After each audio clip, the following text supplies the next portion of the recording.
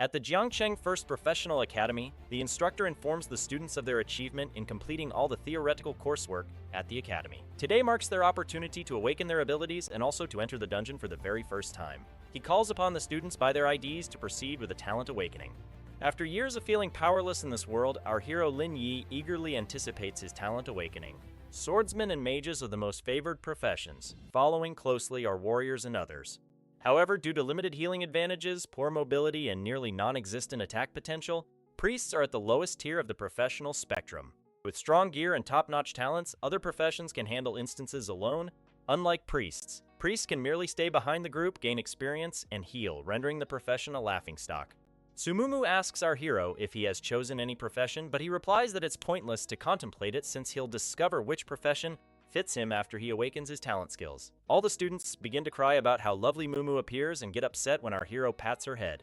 The students are frustrated with him for perceiving himself as superior and are eager to learn what talent he will awaken. Wang Shui initiates the awakening test and reveals a rare level talent, Powerful. The students around him are astonished by Wang Shui's rare talent. Nevertheless, Wang Shui is excited to see our hero gain Mumu's affection. Mumu wonders why her friend continually disregards other people's viewpoints, and he tells her that he's solely focused on becoming the strongest. Our protagonist is called up for the awakening next. He steps onto the stage and his soul is abruptly transported to another realm. As the blue and red dragons materialize from the light and merge into his body, he's astonished to find himself unlocking the mythical level talent, Reversal of Heaven and Earth. The mythical level talents have never been seen before, so our hero decides to keep them concealed. The system indicates that the Reversal of Heaven and Earth talent reverses and enhances all of our hero's abilities. Upgrades can alter the essence of his skill, and the current enhancement effect decreases blue consumption by 10%. The current transformation effect turns gains into debuffs, and debuffs into gains. However, it can only be upgraded once the personal level reaches 10. Our protagonist reflects on his mythical level talent that can reverse all effects in himself and activate or deactivate at will, realizing that enemies can never defeat him. However, if he solely relies on non-skill basic attacks or allows the priest to heal him, it may harm him. He now comprehends why talents can be concealed.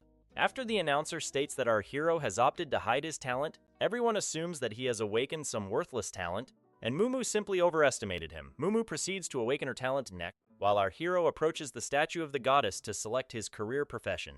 While choosing his profession, our hero thinks that his nearly invincible talent is a divine-level skill, and to maximize its potential and compensate for its weaknesses, he chooses the priest profession. Our hero confirms his profession and transforms into a priest. He uses his reversal skill, and his healing spell now becomes a life-draining force, reducing the opponent's health by 50 points. Our hero realizes that the skill is described as life-reducing, meaning defense armor won't be able to withstand it.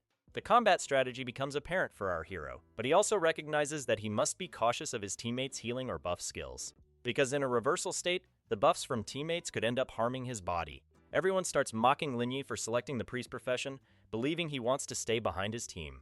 Meanwhile, Mumu awakens a legendary level talent, Tears of Biogenesis. This talent enables her to summon otherworldly souls to fight for her.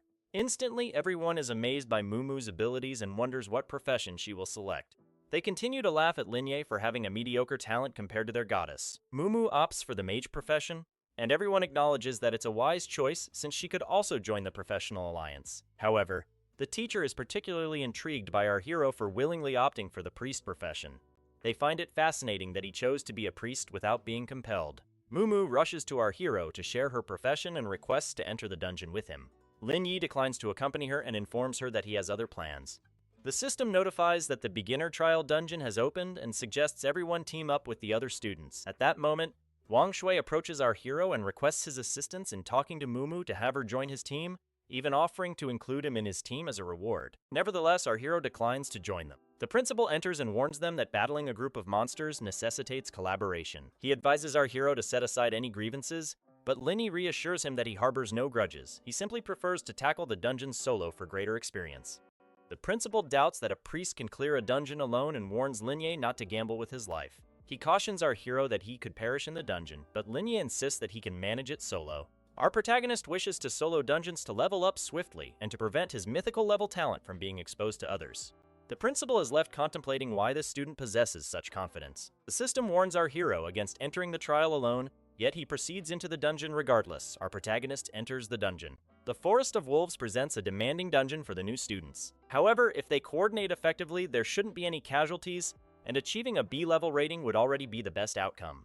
The dungeon features a healing spring in the center to restore health. While it ensures the safety of novice trials, the dungeon also decisions the status of priests. However, if someone is overly reckless and gathers the wolves instead of clearing them along the way, or ventures too deep into the forest towards the forbidden era, they will perish in the dungeon. As a mythical level talent awakener, our hero is not content with mediocre ratings, thus he chooses to enter the legendary Forbidden Land. Deep within the Forest of Wolves, Lin Ye stands before the Wild Wolves. The Wolf's Bite skill activates the bleeding effect that inflicts continuous damage for 3 seconds. Our hero employs his reversed healing spell, inflicting 50 damage points to the wolf, defeating it instantly. As the wolves leap at him and bite him, their bite skill reverses, adding 20 points to his health along with a continuous 2-point health gain from the passive bleeding skill. Our protagonist then reverses the universe once more and utilizes his imprisonment skill to confine the wolves. The imprisonment skill depletes the wolf's mana, rendering it ineffective. As the wolf collapses, our hero realizes how effective this spell is against lower-level monsters. The wolves persist in their assault on him. He casts the reverse healing spell again, eliminating them instantly.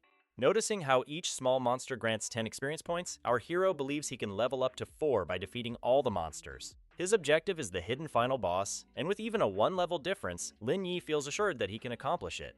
The healing spell is ready again, and our hero uses it once more. He continues vanquishing the wolves and exits the combat standby mode. He deactivates the reversals of the universe effect and the clarity spell, allocating the 2 attribute points to intelligence. Our protagonist already possesses the ability to heal without incurring damage and to continually restore mana. He aims to invest all his points into attributes because he believes this will maximize his damage and secure instant kills. Meanwhile, the principal observes Lin Yi heading towards the restricted area and realizes that he intends to challenge level 5, the hidden Dark Wolf King. The principal surmises that our hero's hidden talent must be at least legendary level or perhaps even above legendary. However, since the talent is concealed, the principal decides to redirect his attention to the other students. His companion makes a wager with the principal that our hero can break the record. However, upon seeing Mumu, they perceive her as ambitious yet lacking experience. In the dungeon, Mumu confronts the wolves. She casts her ice solidification spell, leaving everyone astonished by her power. The ice shatters, instantly killing the wolf. However, more wolves charge in on them and she prepares to flee, but then Mumu realizes that her reputation as a goddess will be tarnished if she retreats. She stands firm, shielding her team, and invokes the tier of biomimicry. Meanwhile, our hero levels up to 3 and once again allocates his points to intelligence. At that moment, he hears some noise in the background and spots the concealed boss. The Dark Wolf King as the concealed boss is a taboo in the Academy records. Numerous young talents suffered severe injuries or were rendered disabled battling it, and even future heroes were mercilessly slain by it. Since that time, this forest has been designated as a taboo by the Academy. Our hero keeps an eye on the Wolf King from afar. The wild wolves consistently seem to linger around him, but at times they also behave normally and occasionally depart to find a suitable location. The wild wolves sometimes meander instead of promptly returning to their den after resolving an issue. Observing how they depart frequently, our hero recognizes he can eliminate them one at a time. Our hero continues to take down the wolves. The small wolves continually contribute to his experience, preparing him for the Dark Wolf King. This way, our hero can diminish the number of hidden bosses and elevate his level. After defeating the wild wolves and reaching level 4, our protagonist confronts the Dark Wolf King. The system discloses the hidden boss's stats. Its health and attack power are 50 times that of an ordinary wild wolf, and a new adventurer could easily be overwhelmed by it. However, our hero is no ordinary adventurer. As the wolf strikes at our hero, his health increases. Lin Yi feels assured about himself for defeating the hidden boss. The cooldown concludes, and he uses the reverse healing spell, swiftly diminishing some of the Wolf King's health. The Dark Wolf launches a claw strike, but our hero evades the assault. The Dark Wolf King then unleashes his fury. Our hero reminds him that all his subordinates are gone.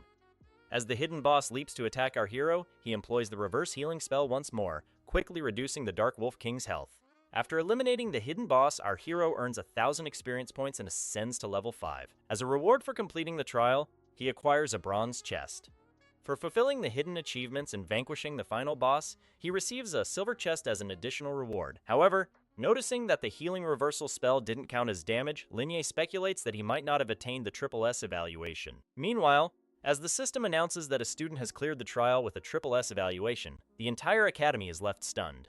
The principal is astonished to witness the unprecedented event, and upon realizing that the hidden achievements were accomplished, he understands that only Lin Ye ventured into that forbidden area. The other staff are also taken aback and cannot fathom that the trial was cleared, without incurring any damage. Mumu is equally stunned because she barely escaped alive with an A-level completion and wonders who this genius could Bien ponders about her friend's capabilities. Our protagonist opens the silver chest and acquires a rare skill book, Catastrophic Ailment, 5 free attribute points, and the silver grade equipment, Dagger of Shadows. The Dagger of Shadows boosts his attack power by 50, armor penetration by 10, and has a 5% chance to inflict bleeding on the enemy. The Divine Healing skill grants allies within a 10-meter radius a divine aura that restores 100 health points and offers a continuous regenerative effect, recovering 20 points per second. The Catastrophic Ailment curses all enemies within the 10-meter range with a sinister aura. It drains 100 health points and inflicts a continuous bleeding effect for 10 seconds, causing 20 health points of damage per second. Our hero acquires both skills. Although they have a lengthy cooldown period and consume a significant amount of mana, they aren't a concern in the early stages. Such high damage output and AoE burst already make it the most powerful skill in the early game. By pairing it with a clear mind, the cooldown becomes minimal, and our hero has now essentially surpassed the strongest mage class. As for the dagger, he plans to sell it to wealthy second-generation players to cover his upcoming expenses, because he doesn't wish to spend his uncle and aunt's money. The greatest reward of all is the 5 attribute points because they're exceedingly rare. Aside from the 2 points gained from leveling up, they can only be acquired by completing specific tasks in challenge instances or opening hidden chests. If the first completion of a dungeon doesn't achieve an S rank or higher, one wouldn't receive attribute points. But for a triple S completion, the additional 5 points are a reward. Our hero decides to allocate all his extra attribute points to intelligence, and from today onward, he becomes the most extreme mage and the most devastating catastrophic priest. As the portal opens, the students become thrilled, anticipating the arrival of the SSS team. Their enthusiasm shifts to disbelief when they see Lin Yi emerge alone. They still believe that the real team is following behind. Mumu inquires if it was indeed him. Wang Shui continues to underestimate our hero and thinks he hasn't accomplished anything. Just then, our protagonist reveals his dagger to sell to the assassins.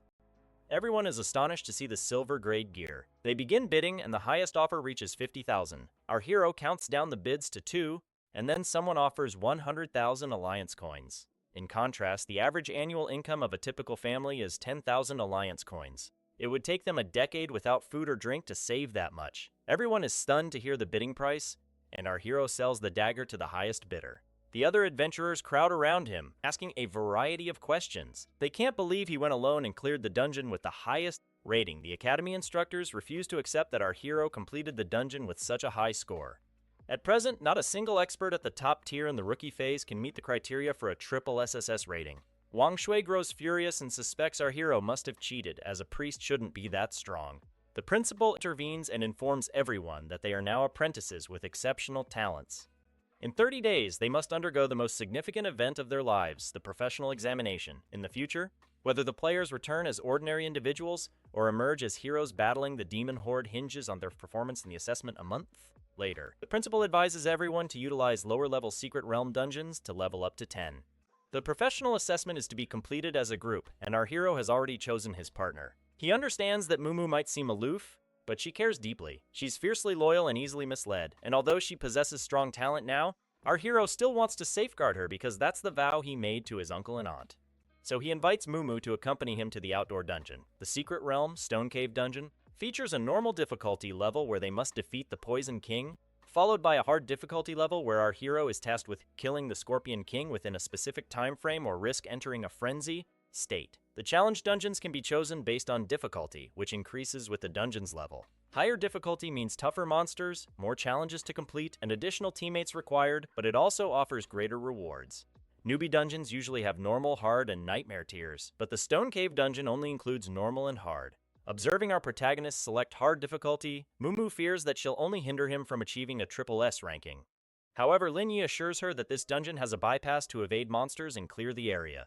The creatures and terrain within the dungeon are fixed. By sorting through some materials left by previous adventurers, our hero discovered that bypassing is feasible.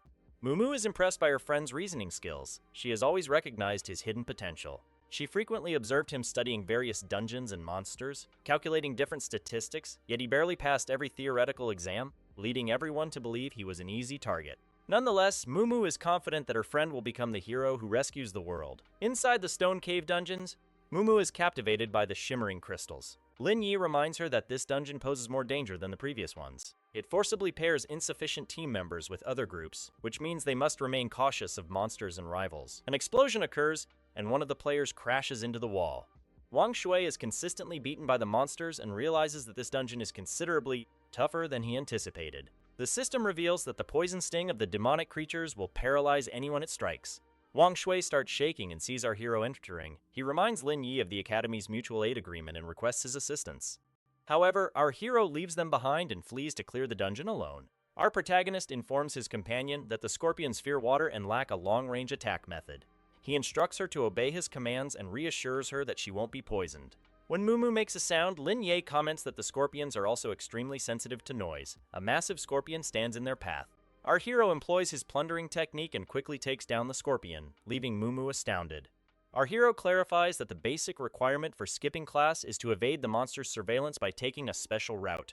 They arrive at the insect in the dungeon, the spring. Lin Ye and Mumu leap into the spring and swim to the opposite side.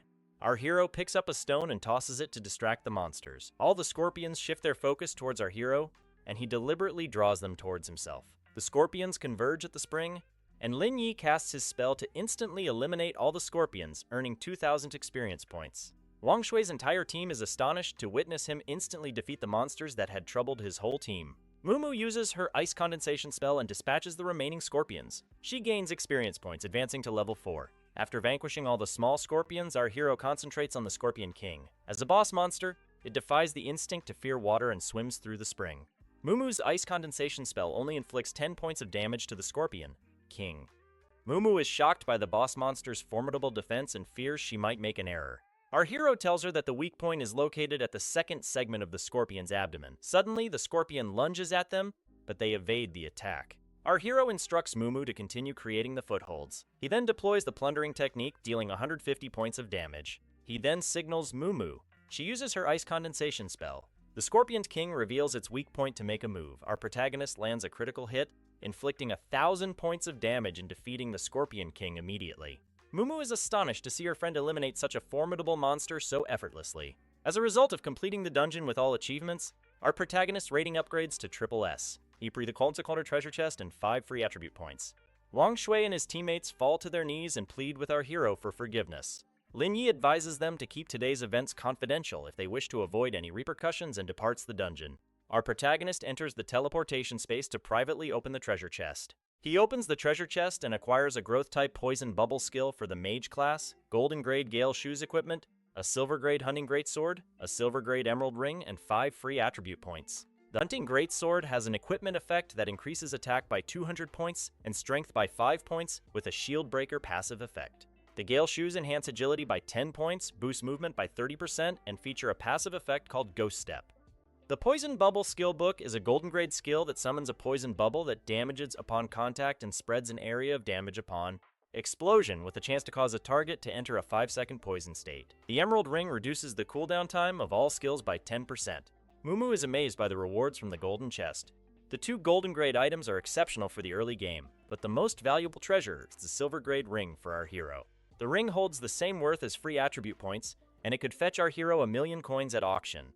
Our hero hands the poison-based skill book to Mumu. Since she had been using ice-based skills, she believes she cannot utilize the poison-based skill book because mages are unable to learn skills from different attributes. However, upon touching the book, she unexpectedly unlocks the hidden talent, 5 Elements Master.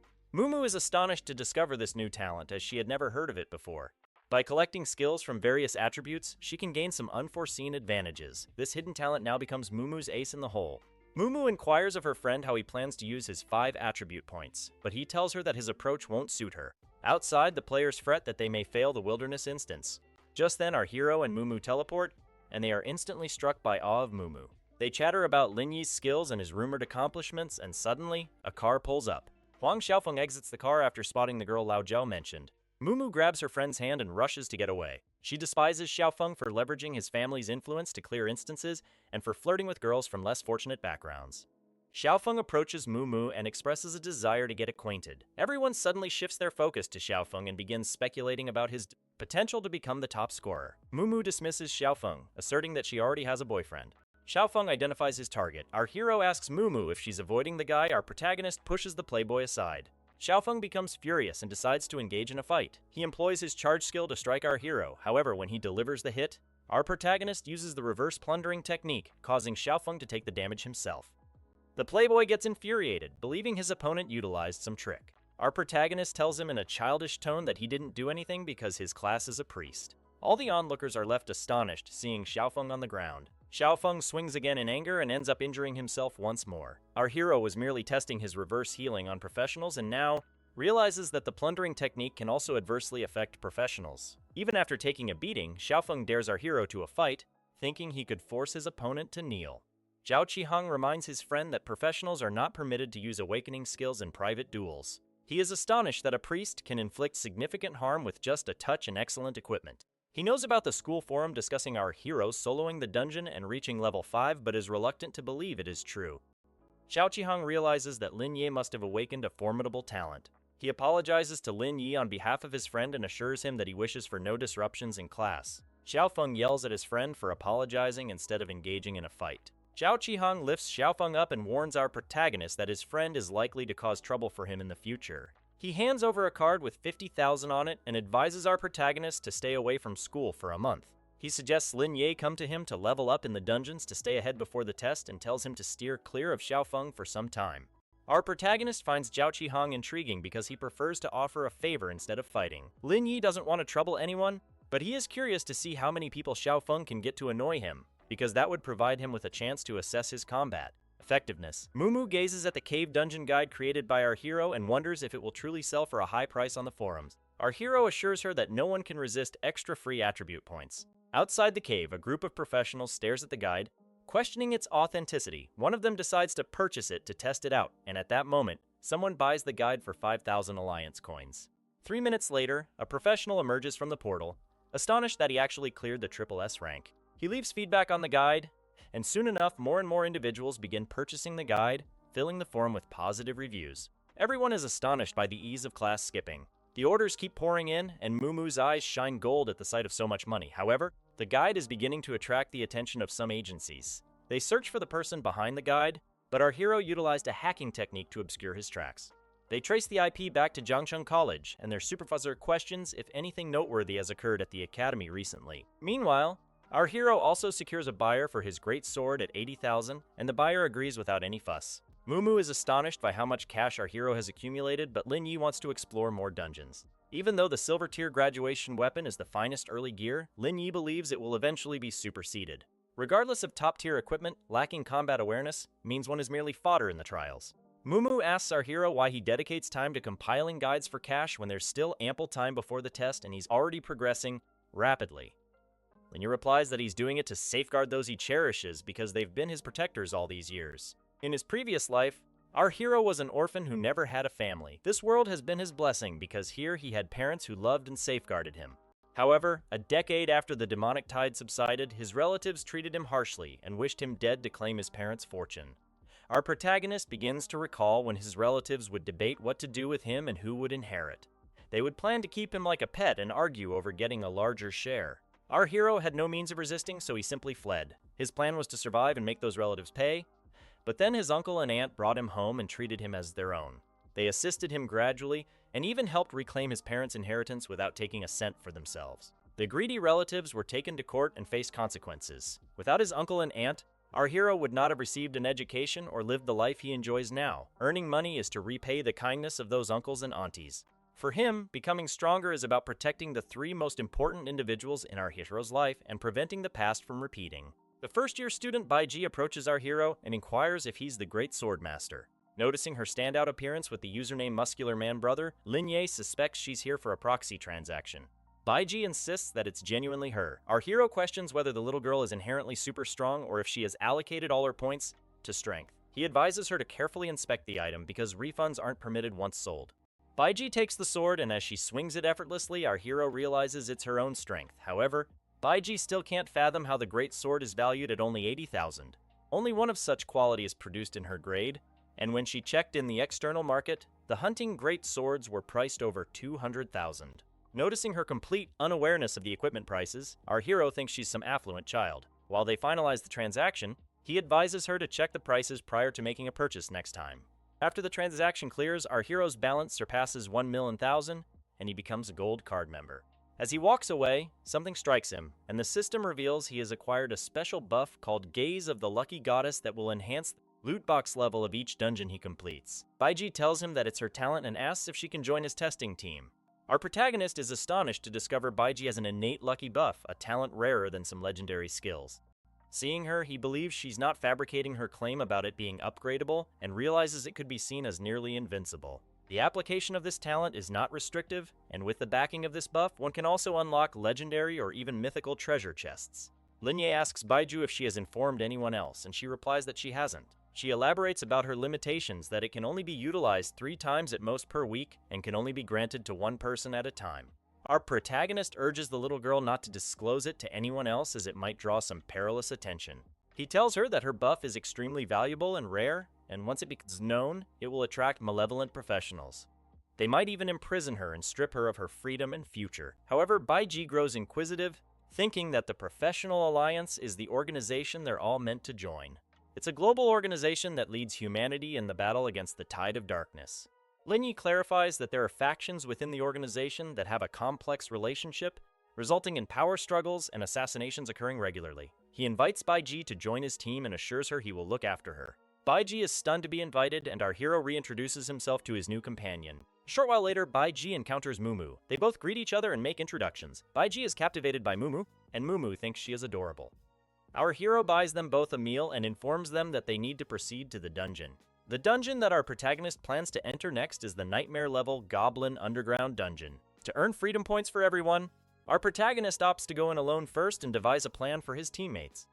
The nightmare level represents the highest challenge, and golden level loot boxes are at least guaranteed. However, the creatures in that dungeon also possess enhanced attributes, and an inexperienced player could easily perish if they aren't cautious. Thus, Mumu becomes overly protective of her friend and refuses to allow him to embark on a reckless mission. Our protagonist attempts to reassure her that he will be fine, but Mumu argues that even some experienced adventurers can encounter difficulties at the nightmare difficulty. She yells at our hero that even some level 10 players have been severely harmed, and no one has attempted it for a long time. Seeing her furious, Baiji flees. Our hero concurs with her and reassures her that he will tackle the challenging dungeon level instead, suggesting they head home for dinner first. Mumu agrees and threatens to inform her parents if he breaks the agreement, but deep down, our protagonist secretly plans to sneak out and tackle the dungeon alone. Meanwhile, someone shares a photo of our protagonist taken at the dungeon teleportation point at the academy. The forums buzz about whether clearing a dungeon solo is even possible, while some debate if the top score must truly come from Jiangqing Academy. Mumu continues to scroll through her phone, and Lin Yi snatches it away to take her out for dinner. At the dinner table, the entire family discusses their challenges. The uncle praises our hero's determination and reminds him not to overexert himself. It turns out Mumu had voiced concerns to the uncle about our hero, and they attempt to persuade him to lead a more balanced and healthy life. Linye jokes a bit before reassuring his uncle that he won't take on more than he can handle. The uncle hands our hero a card. Linye tries to decline it, assuring them that he is earning sufficiently, but his aunt insists he take it.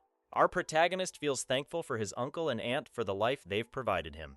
For their sake, he feels he must grow stronger and heads toward the nightmare-level dungeon. Meanwhile, Xiaofeng yells at Zhao Qihang for betraying him. Qihang tries to explain that he was trying to save him, and without him, he'd be in the hospital. Xiaofeng shouts at his friend, calling him useless. As Xiaofeng storms out, his friend throws a glass at him and tells him to get lost. Qihang turns back and declares that he deserves to be beaten and left in a state so disheveled that not even his mother would recognize him, but then he laughs and reminds Xiaofeng that he doesn't even have a mother. Xiaofeng becomes furious and tells him that their friendship is over. Qihang comprehends the trouble Xiaofeng is in. Lin Yi could easily injure him without even utilizing any active skill, and there are rumors of an individual clearing dungeons solo. Then there's a rising star selling strategies, drawing interest from various people and gaining fans among students.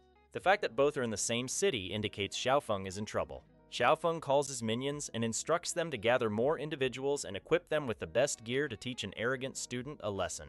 Our hero arrives at the Goblin Underground Dungeon. This is one of the most difficult dungeons at the current stage due to its lengthy duration and high demands. Even highly skilled professionals steer clear of coming here. However, within this dungeon, he can discover superior golden chests, and with the lucky buff, opening lower-grade platinum chests and acquiring over 10 attribute points should be a breeze. As our protagonist confronts the goblin soldier, the timer begins. The goal this time is to test his speed kill technique. Criteria to achieve a triple S rating in this dungeon involve defeating the Secret Realm boss and eliminating all the monsters without using any special items, but there are 2 unique points. The first is to finish each floor in under 10 minutes, and the second is to defeat the Goblin King, the boss of the Secret Realm, while enduring attacks from goblins. At 5 seconds, the goblins assemble at the entrance. In 30 seconds, our hero swiftly eliminates the goblin soldier. In 2 minutes and 5 seconds, he ventures deep into the first floor of the underground and encounters the Goblin Captain, just as he anticipated. As our hero arrives at the gate, he activates his healing skill, successfully completing the first floor in under 4 minutes. Our protagonist's divine healing skill levels up to 2, and the bronze door to the second floor swings open. Clearing the first floor in merely 5 minutes suggests that the monster pulling route for the first floor is feasible. Even if the damage is insufficient, there remains a 5-minute window to accomplish it. Our hero breezes through the second, third, and fourth floors and reaches the final 5th floor, teleporting to the Goblin Palace. The Goblin King sits on his throne, irritated with our hero for intruding into his palace. Our hero is taken aback to confront the final boss without battling any minions first. The Goblin King initiates the fight with a wide area skill, Earthquake Split. Our protagonist realizes that his agility alone won't suffice and considers quickly dodging to the side to evade the impact zone. He crouches down to mitigate the damage from sweeping shockwaves after the goblin lands. However, he opts to counter the damage from the Earthquake Split and Spear Thrust. Our protagonist recovers some health and then counters the ranged shockwave of the earthquake. He then assaults the Goblin King, inflicting 200 damage. The Goblin King employs the skill Dragon Spear. The reverse skill restores 200 of Linya's health, and his attack power rises by 40 points.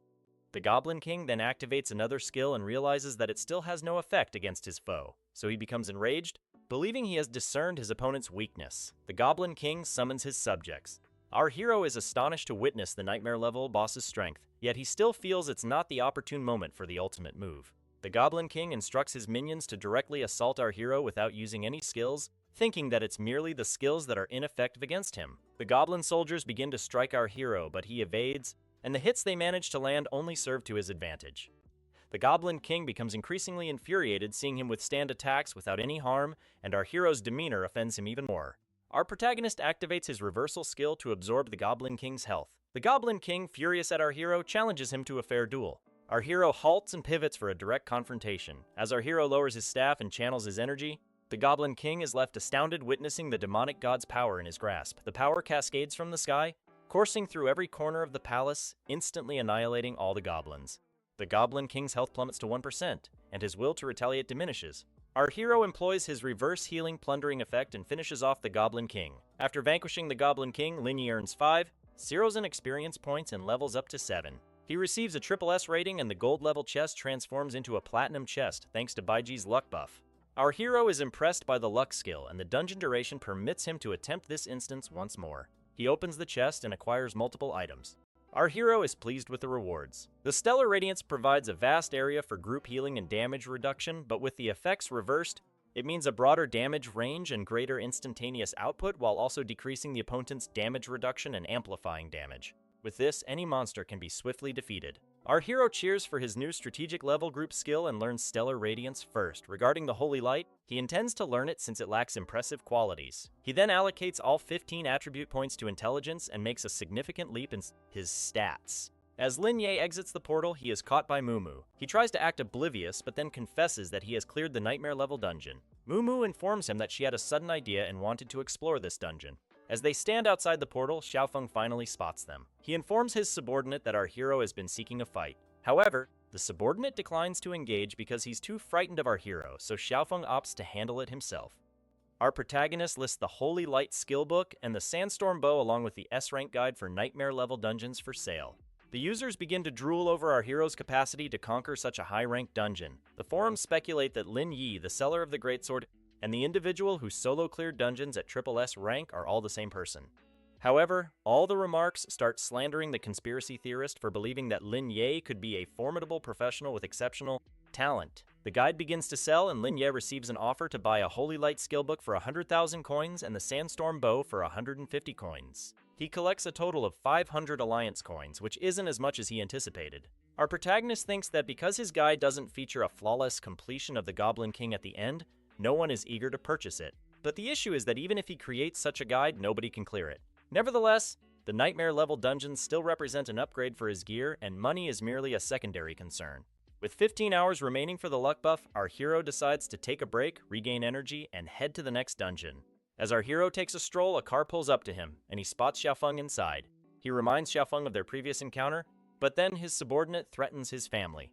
Our hero gets furious and agrees to duel them if they don't complain about it. Xiaofeng becomes angry at his subordinate and instructs him not to interfere in the fight. He feels confident that his pricey gear will aid him against our hero, but then he whispers to his subordinate to carry out the original plan. Our hero realizes that Xiaofeng has enlisted additional people. He sits in his car and urges his opponent to engage in combat. Xiaofeng threatens to make our hero crawl like a dog, but Lin Yi plans to make him regret being alive. Xiaofeng drives his opponent into a forest. Our protagonist is impressed to see so many people and inquires whether they prefer a one-on-one or a group fight. Xiaofeng calls for a one-on-one battle, feeling assured that he can defeat his opponent and draws out a diamond-level shadow sword. As all the fighters charge towards our hero, he summons his staff and leaps back. The subordinate is taken aback by his agility. He continues to lead them in circles. Xiaofeng's subordinate unleashes the Assault Slash. Our hero decides to activate his Reverse Destiny talent. The subordinate begins to laugh at him and suddenly starts coughing up blood. He's left astonished seeing his opponent breach the golden tier armor without any attack. He regains his footing thinking that his opponent is simply an ordinary priest. He calls his friends to all strike together. All the fighters converge around our hero. Lin Yi uses his Reverse All-Star Divine Brilliance. The chains manifest around restraining everyone instantly. The subordinates are stunned to realize that they were taken down with merely one hit. Right then, Xiaofeng boasts about his diamond-level armor purchased for tens of millions at an auction. The diamond-grade armor set boosts all attribute values to 100. The subordinate is astonished to see the sole heir of the Huang Group wear armor bought from China's premier auction. Xiaofeng threatens to force his opponent to kneel. As Xiaofeng confronts his opponent in his gleaming diamond-tier armor, he believes Lin Yi would be intimidated by him. Our protagonist reminds him that the inner weakness always persists no matter how costly his gear may be. Xiaofeng becomes enraged and charges at his opponent. Our hero leaps into the air, shocking his opponent. While Xiaofeng attempts to battle Lin Yi, his subordinate is astonished. He cannot comprehend how our hero swiftly defeated all the opponents in a single move and how his attack could be so powerful. The underling felt as if his adversary was no longer human. It seemed more like something that emerged from the demonic tide. Observing his opponent move with such speed, Xiaofeng speculates that he has invested all points in agility. He brags about his costly equipment and believes he can bring down our hero with just one blow.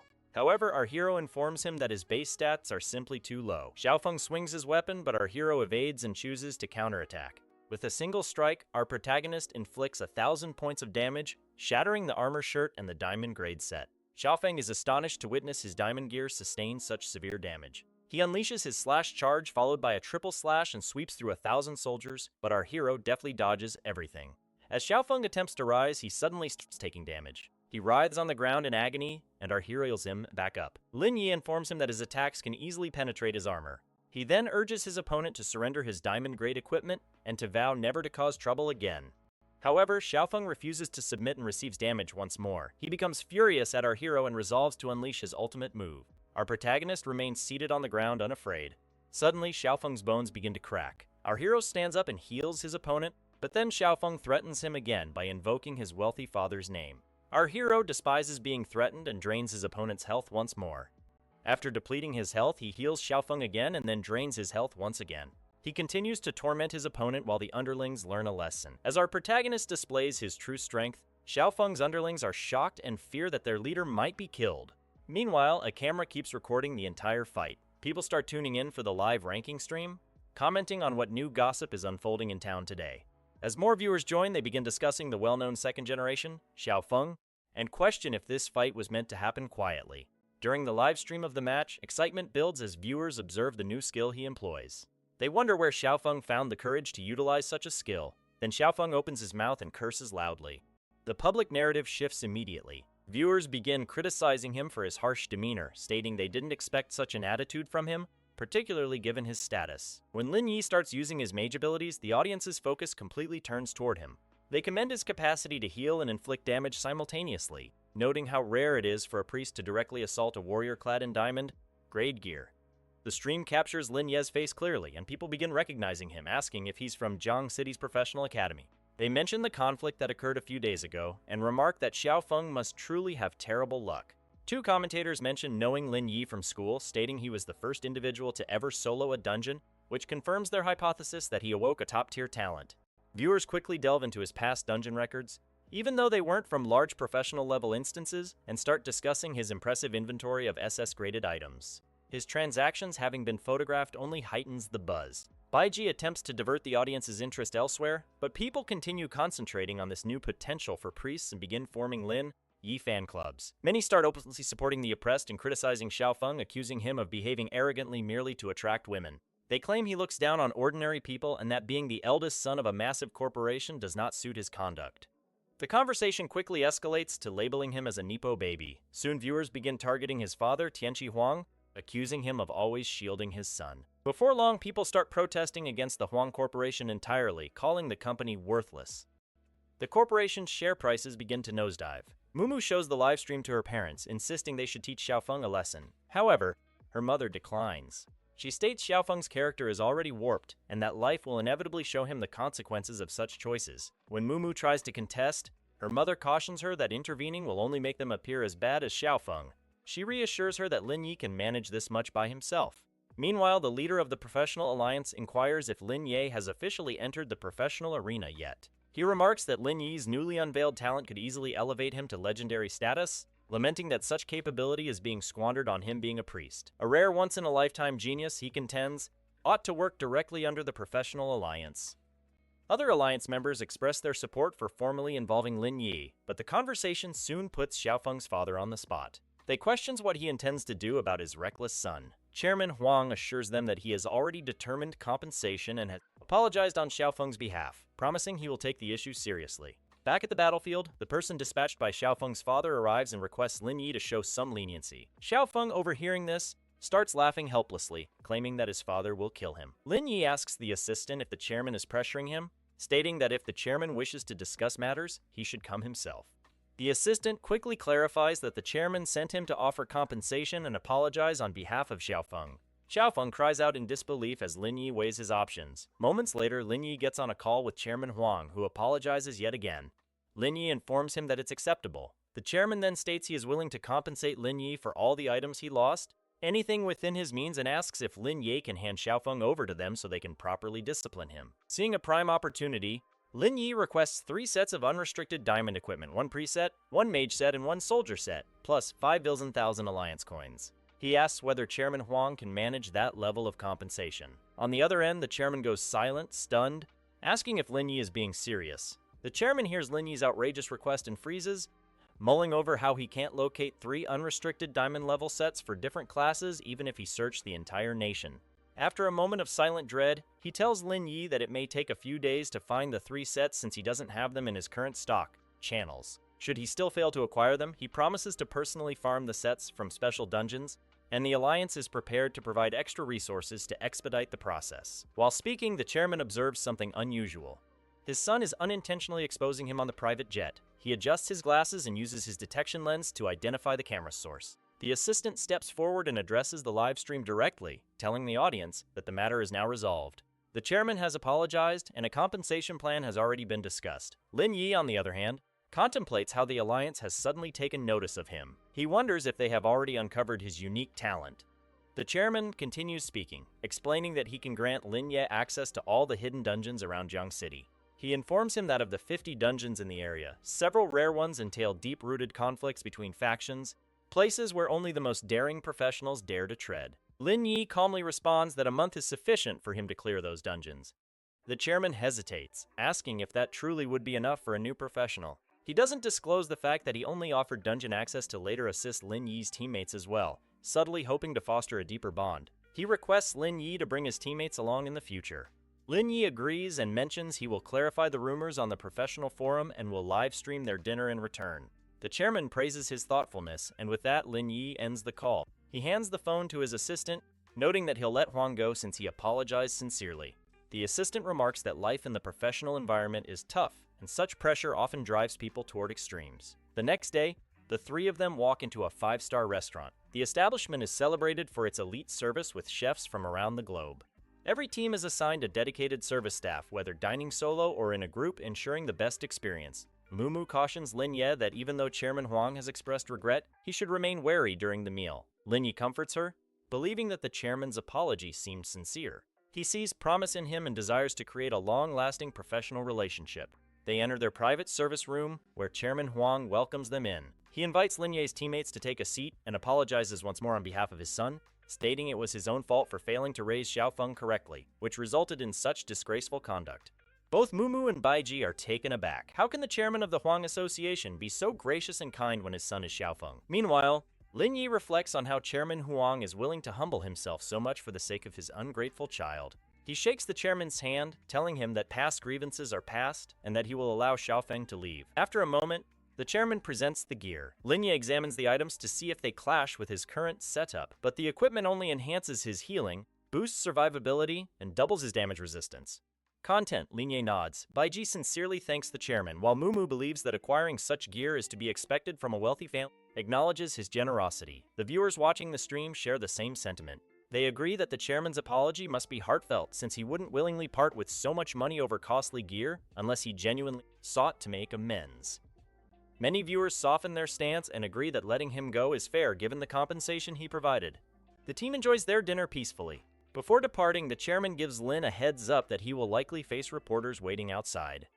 He then hands Lin Yi a pass to the nightmare-level dungeon, the Land of Bones, and allows the group to leave. As anticipated, reporters swarm him the moment he exits, bombarding him with inquiries about his new talent and whether he can solo any dungeon. Lin Yi simply navigates through the crowd, leaving the reporters empty-handed and astonished. Xiaofeng lay awake in his hospital bed as the deity appeared above him. He asked in an irritated tone who he even was. The deity calmly replied that he was Mei Goi, a master from the abyss, and not only that, but a high-ranking demon with pure blood and tremendous power. Xiaofeng scoffed immediately, saying he thought some distinguished person had come to see him, only to discover it was someone like this. He added that once he recovered, he would personally send him back into the abyss like a swarm of bugs. The master narrowed his eyes, thinking that Xiaofeng had quite a big mouth for someone who was currently a laughingstock for the entire country. He maintained his composed expression, but couldn't help defending his own position. He stated that what transpired was merely a tactical retreat from their people, nothing more. Then he began asking Xiaofeng if he was truly okay with everything happening around him, his humiliation, his downfall, and even his own father aligning with Lin Yi to disgrace him like this. The master leaned closer and told him that he didn't have to endure such disgrace. He could strike a deal with him, one that would guarantee unmatched power, strong enough to crush everyone who had ridiculed and betrayed him, but Xiaofeng didn't even consider the proposal. He pushed the master off him with a sudden forceful shove and told him to leave. He added that it was his final warning because he didn't want any mercy from a lowly being like him. The master's claws twitched slightly, and for a moment it seemed he would kill him right there, but he refrained, pulling back and glaring at Xiaofeng. He said that if Xiaofeng ever changed his mind, he should call his name, and then he vanished without another word. On the other side, deep inside the Land of Bones, a dungeon classified as Nightmare, players found themselves surrounded by an army of dormant skeletons the moment they entered. Mumu asked Lin Yi how many times he had utilized his special talent that week. Lin Yi replied that he had used it only once and advised Baiji to let her own talent rest since she had activated hers twice that week. He continued to explain that even the best drops wouldn't significantly impact them because they all possess diamond-level equipment. The Huang family had also granted them special access to the catastrophe level, further amplifying their potential. Lin Yi began outlining their strategy. Their primary objective in this dungeon was to acquire free attribution points, then obtain a platinum weapon, and finally achieve an SSS grade strategy for the Nightmare level. Mumu confidently assured him that they wouldn't interfere while he fought. To achieve an SSS rating in this dungeon, players were required to defeat the final boss, eliminate all undead skeletons, and accomplish it all without utilizing the dungeon's specific weapon, the Holy Sword. Bijou noted that the difficulty wasn't significantly different. They merely had to utilize the Holy Sword to clear it without overthinking. Mumu waved his hand and reassured her not to fret, since they would be celebrating after selling all the precious loot from this dungeon. Lin Yi used his own blood to attract the skeletons, deliberately diverting their attention from the Holy Sword. He coughed up blood due to the exertion, causing his attributes to drop sharply. Mumu quickly handed him the relief herb pill to ease the physical discomfort. Lin Yi continued to battle for his survival as the skeletons chased after him, validating his previous assumption. The skeletons were drawn more to the scent of living blood than to any duties assigned to them. Baiju watched him with increasing concern and inquired if it was truly acceptable for them not to assist him. Mumu reassured her once more that Lin could manage all of this by himself. Lin Yi finally reached the boundary of the Land of Bones and employed his healing techniques. The sudden surge of energy startled the skeletons. They halted their pursuit and attempted to retreat, comprehending the situation, but Lin Yi unleashed a reverse divine damage upon them. It was as if hell had fallen upon them. Their bones began to disassemble and their bodies started dissolving into oblivion. The three of them arrived at the edge, just in time to hear a voice from within the cave questioning why they had disturbed him. The undead knight of aptitude, platinum rank, emerged with his weapon in hand. The awakened beast, the undead knight, expressed resentment upon seeing them. Lin Yi realized it was a reversal healing art and employed his plundering technique, which reduced the knight's health by 500.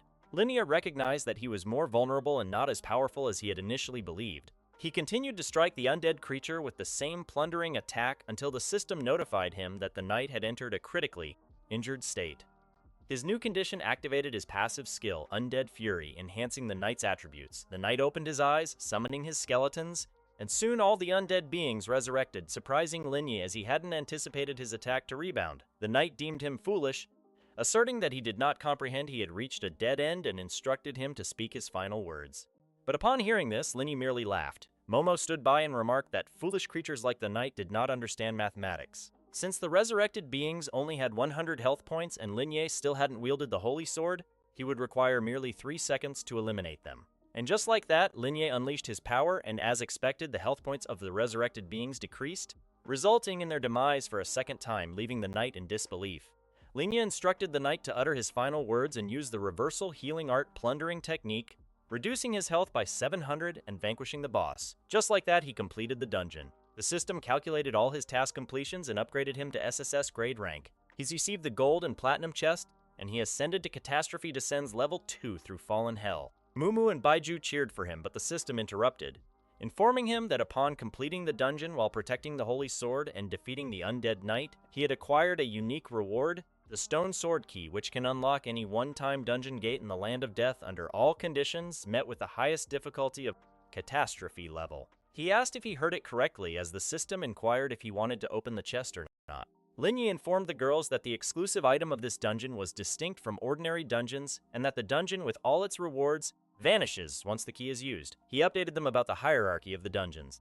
The normal ones with difficulty Nightmare are visible to novices, but following that, there are Calamity, Disaster, Catastrophe, and Epic levels. Baiji asked if the rewards from this dungeon were superior to those from standard dungeons. Mumu confirmed that the rewards obtained were indeed unique. Linnea asked if none of the professionals could sustain their health at 100%. Mumu urged him to stop focusing on others' failures because they had a chest to open. He received Massacre and Iron Fist of Blue from the gold one while gaining attribute points from the platinum chest. He chuckled at the fact that none of the items were appropriate for a priest and asked if Mumu required new weapons. Mumu shyly nodded. Linnea handed her the equipment or sword while instructing her on how to wield it. She inquired where they would proceed next. He instructed them to mimic his actions and clear the area of bones on their own, achieve their S rank, and earn experience. BJ exclaimed that she was fine with that when suddenly Linnea sensed peril and shielded Mumu while looking forward as a large man restrained Baiji, pointing his knife at her throat. The man asked if he had taken the stone sword key. The muscular man holding Baiji captive told Linnea to drop the item they desired if he was wise and wanted to keep the girl safe. Soon, more individuals began arriving and encircled the man, including a mage, a priest, and 2 fighters surrounding the assassin with Baiji. Meanwhile, Mumu, a mage, and Linnea, a priest, stood there and observed. The assassin demanded he hand over the sword again just as Baiji turned around and attacked the assassin. She questioned why they would act in such a manner. The mage on the other side attempted to inflict harm on her, but she countered his spells and collapsed. The mage commended her abilities. Observing the scene unfold, Linnea warned them to release Baiji if they didn't want to meet their demise. The warrior began laughing and challenged him to give them his best shot since they enjoyed a tough fight. Linnea stepped forward and attacked them with excruciating convulsions. The mage and assassin fled, leaving the warrior at Linnea's mercy. Baiji stood up and dashed towards him. The fallen warrior questioned how he managed to do that at only level 10. Mumu released her bionic tears that held back their priest. The 3 of them gathered together, finally taking their positions. Linnea told them to back off since they lacked the courage to rob them. Their mage returned, cursing them, claiming they would regret their ignorance once they encountered Hell today and began casting his spell. At that moment, the assassins began moving like a puppet, and the mage commanded him to eliminate Lin Yi since the girls were not as powerful as him. Mumu observed the strange scene and wondered if the mage did not care about his own allies, but Lin Yi warned them ahead, commanding them to step back as he sensed the presence of magic tied to them. He realized that those standing before them were all fallen individuals who willingly made pacts with the demons of the abyss, forsaking their original abilities, which led them to gain abyssal powers that were far more potent than their original ones. He informed the girls that they had forsaken their humanity and had turned into foes of humans instead. Linnea wasted no time and utilized his newly acquired ability, which was Reversal Divine Healing, Catastrophe Descends, unleashing a surge of fiery energy towards them, but the mage on the opposite side resisted his magic. He laughed, taunting Linnea as weak, claiming he couldn't even cast a spell independently. He manipulated their assassin and instructed him to take their gear since it appeared valuable. The assassin approached him, but Linnea pierced his hand into him, incinerating him from the inside, leaving the others in shock. The mage called their healer, instructing him to heal the assassin, but the healer shook his head, informing the mage that the assassin was already dead, so healing would not be effective. The mage turned pale, questioning how a level 10 user could possess such high attack power. It was impossible unless he too had struck a deal with the demon of the abyss, but he soon realized he was up against none other than Linye, someone who was not an ordinary professional. He warned his team that Linye was not human and that they should all flee. Linye proclaimed that none of them would leave alive after their alliance with the demons, and assaulted them with starlight radiance, and fallen hell descended upon them. Their health dropped to 0 as Mumu argued that if they defended themselves, they could end up like that. Baiji questioned what to do with the bodies since the guild would find out, but Lin Yi informed them that the guild wouldn't care since the fallen were unrecognized by any organization as they acted independently. He searched for valuables on the fallen until he found a calamity level pass for a dungeon. He remembered the dungeon being part of the professional's test once due to its nightmare difficulty, yet no aid team managed to clear it. The dungeon's second boss, Dark Cursed Knight, became a true nightmare and a barrier for all students aiming to become professionals, but all students pursued it, not for top-tier equipment or experience, but to acquire the drop after a flawless first clear, which was the key to the catastrophe-level dungeon, the Forgotten Nest. He clutched the pass and concluded that it was a tale for another time and moved towards their new dungeon quest. Mumu recognized it as the Giant's Demise Forest and asked if they could visit there, but he stated that once Baiji's talent cooldown ended, they would enter this dungeon because they needed to obtain the pass for Forgotten Nest while also reaching level 10 inside the dungeon. Baija calmly asked if they should burn or chop up the fallen, but there would still be traces left. Mumu sighed and remarked that if one of them were a summoner, it would be much easier since they could just feed the bodies to someone. Linye looked at them in disbelief and carried the fallen ones on his back, telling them he would throw them into the dungeon so they could cool down within it. The two of them began dragging the bodies, agreeing that it was a sound idea. After their strenuous effort, Linye recognized that it was time to head back to the academy to rest and find balance in their downtime. Once Baiji's aura settled, they would proceed to the location that could guide them to the catastrophe level. A day went by as the three of them sat down savoring their dinner. Mumu pointed out how they had never had the chance to unwind since awakening their talents. Linye reassured them that they were still earning allowance coins and proposed returning here whenever they needed to relax. Mumu countered, stating that since she was no longer a child, she needed to save her allowance coins for gear, which caught Baiji's attention. While relishing her meal, Baiji offered to cover their meal this time. Linye chuckled at that and summoned the waiter. The waiter informed him that their bill had already been settled by someone else. He turned around to locate that individual as his gaze fell on the head. The person rose and introduced himself as Yan, an official from the Professionals Alliance and the leader of Linyun's sect. Linye provided his introduction along with that of his teammates. Yan merely smiled, stating he was aware of who they were and officially invited Lingyu to join Linyun's sect, which would grant him early access to the Professionals Alliance. The proposal equally stunned the three of them, as Lingyu remarked that he still hadn't completed his test yet. He argued that if he accepted, people would believe he had utilized special connections without demonstrating his strength publicly, making it difficult for the Alliance to evade suspicion. He concluded that he would not join as he had no intentions of doing so and reassured them he had his own plans. Yan comprehended his perspective, expressing he looked forward to seeing him in the Alliance. He offered his assistance at any time and mentioned that once he joined, they would have a fair duel. Linya nodded, considering new opportunities. They all stood outside, unleashing their powers as he signaled to Baiji. The system rewarded them with a special buff, and with each dungeon break, there would be an enhancement. He utilized the key to unlock Giant's Demise Forest and a portal opened to the forest. The difficulty level of Calamity indicated that this place was its true home. The terrain, filled with death and despair, had no end in sight. Mumu pointed out how this dungeon had been isolated from the vast secret dungeons, and that with its difficulty level, no other dungeon could compare. Soon enough, the foes of this dungeon, spectral fallen soldiers, began to appear with unique skills such as leap strike and thrust. Mumu stepped forward, informing Linya that she could manage these minor ones on her own. She utilized her bionic tears on the fallen soldier, but the attack backfired as her health diminished instead. Linye quickly snapped his fingers, activating Healing Art, instructing her to remain cautious and only execute combos as attacks. He advised her on how to maneuver and added that the new equipment was beneficial for her. Both girls overcame the obstacles with Linye's assistance as a strange odor began to waft toward them.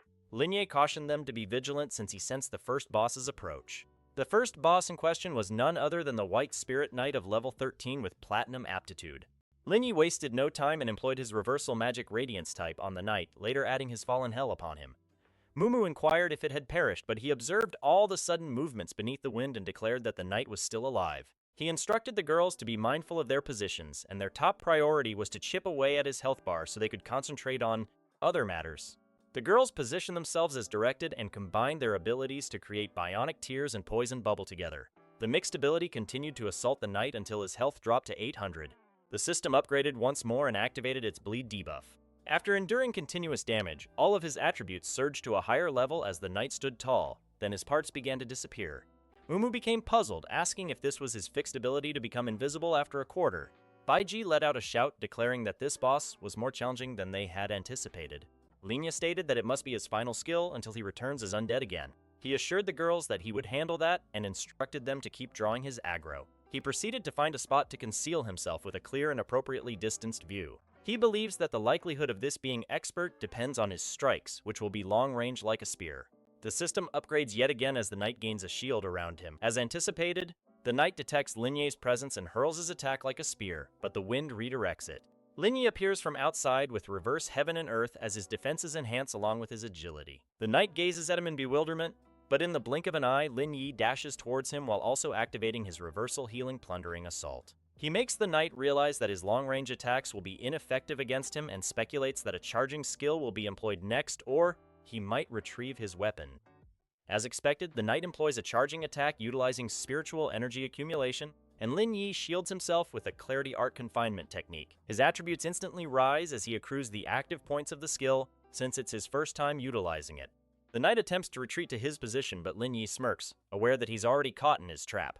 Once he passes the blink, his health diminishes immediately, as all his powers begin to decline, and his skill duration expires. The knight still tries to flee, but Mumu captures him, questioning if he still has the guts to escape. Finally, Linye unleashes his divine healing alongside Fallen Hell and descends upon the knight. The system indicates that he has vanquished the White Spirit Knight and he leveled up to 9. Baiju progressed to 7, while Mumu advanced to 6. The upgrade felt incredible as Linye proclaims that the level of difficulty proved it can't be cleared alone. He guides them on what to do next by following the signposts that will lead them to the second boss, but when he looks up, he cannot find any signposts for himself. Just then, long ropes resembling vines emerge from below and ensnare them, dropping them into a pit.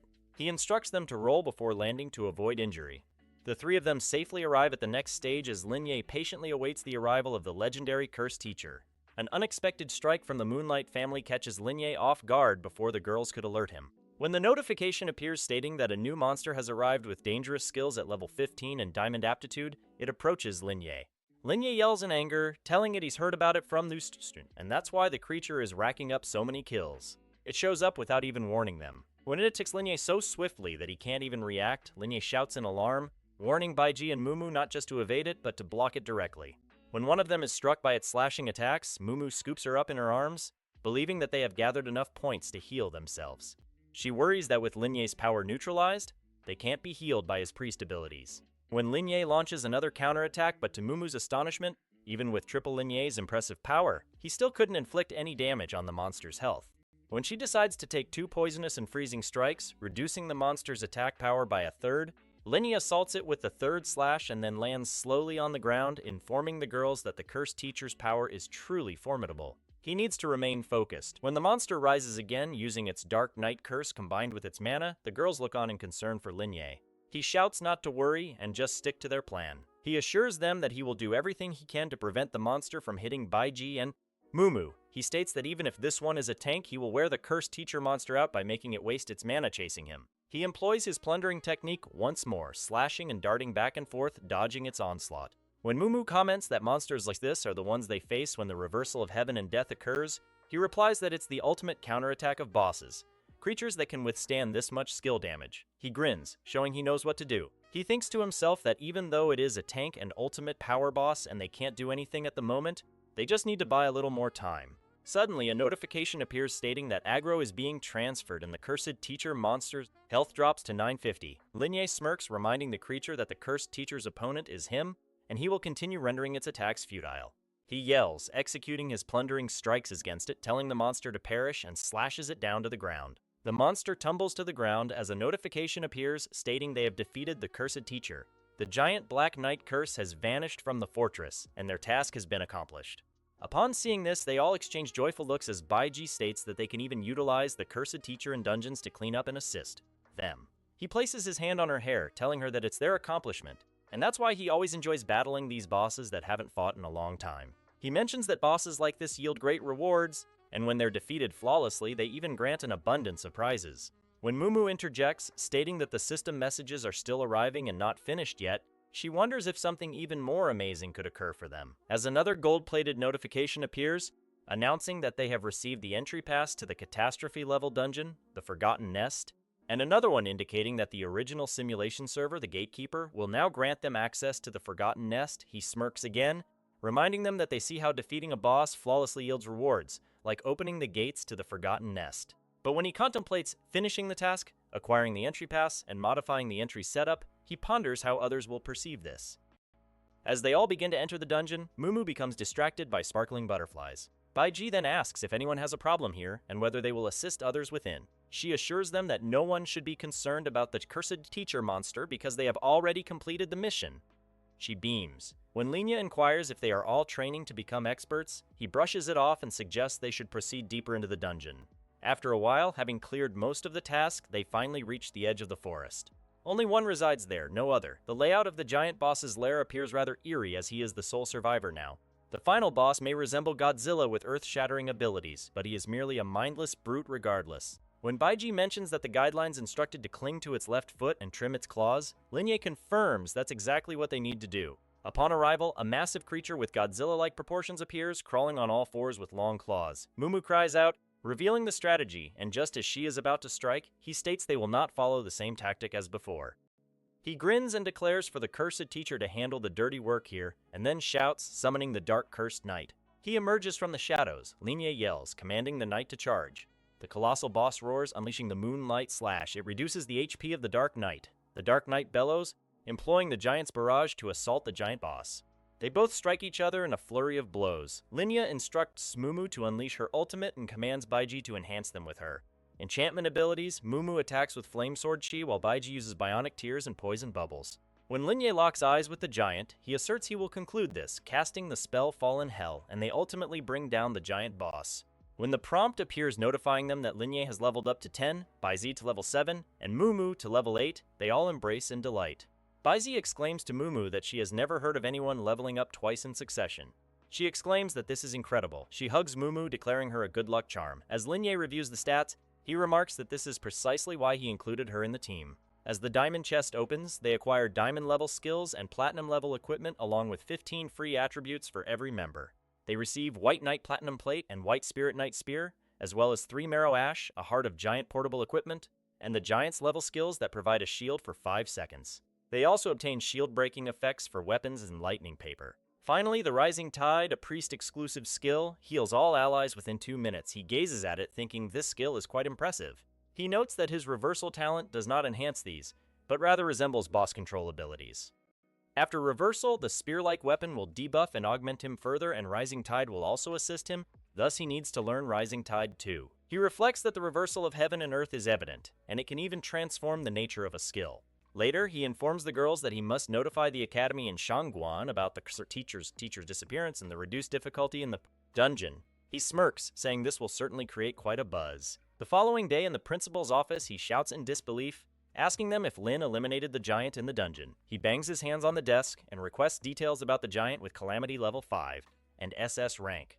The other person affirms it, stating that once he cleared the dungeon, Lin Yi contacted him and informed him, and when he queried the authorities, they corroborated it as well. He informs them that Lin Yi has also acquired the entry pass for the Forgotten Nest. He elaborates that only 73 human professionals have ever entered that nest, and of those, 34 sacrificed themselves and never returned. They cannot make a second attempt. The man with spectacles states that Lin needs to enter while remaining at level 15 without progressing to level 16. He remarks that Lin Yi is such a promising talent for the Alliance, but once inside, it will entirely depend on him. The elderly man exclaims that it is wonderful, simply wonderful, and that all the academies should express their gratitude to him. He insists they must organize a recognition ceremony. He mentions that he previously proposed sealing that dungeon, but it faced opposition from all sides.